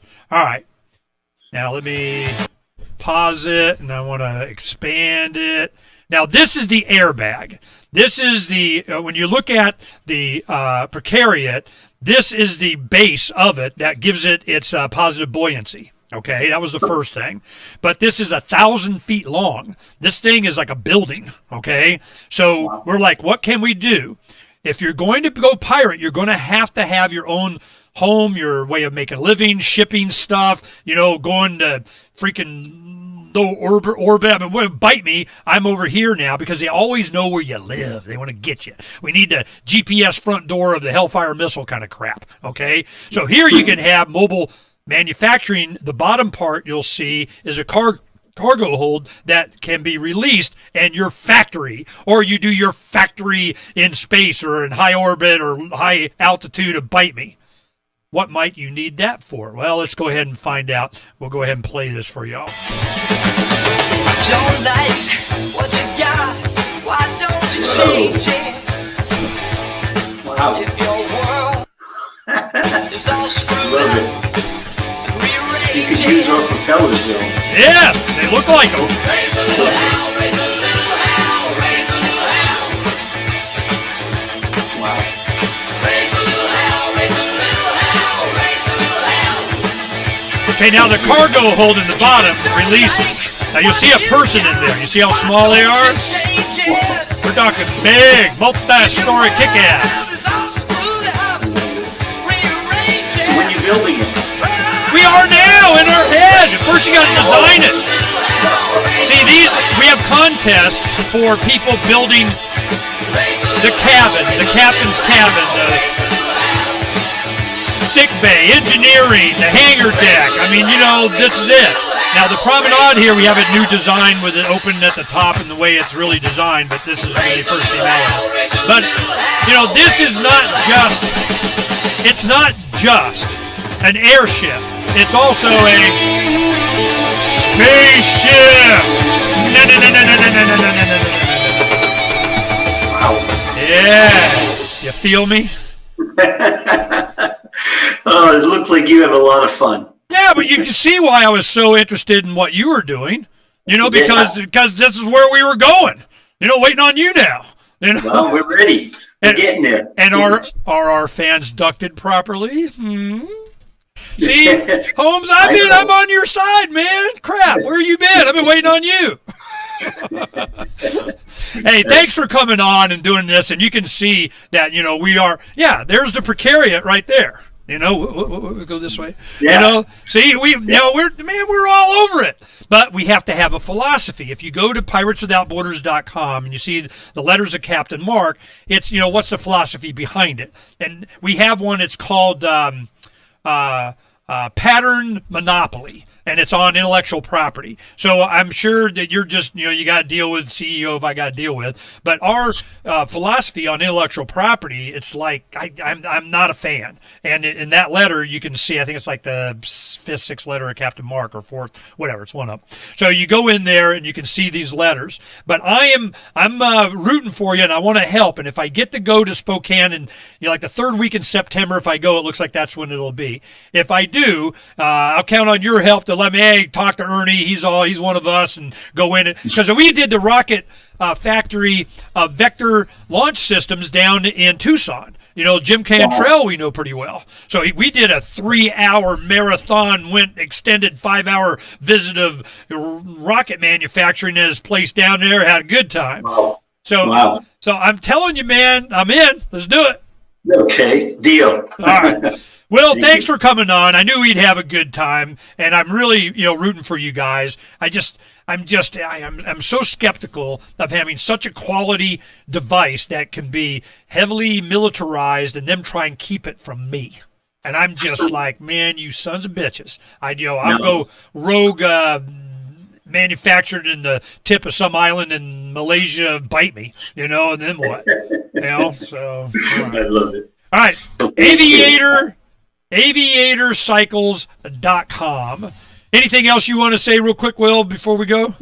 No, I hope your listeners are excited about it and they reach out to us to participate in our growth. All right, boom. Aviatorcycles.com. I'm excited. Stay in touch with me, will you? And we'll see if we can do this September thing, but this will go fast. I mean, within a couple of years, man, I got the distributorship online. If I go pick it up Tesla style in the, automatic car spitter outer building over here, which they have now. It's like a 5-story building. You see the cars, you go in like an ATM, you order it, and it spits it out.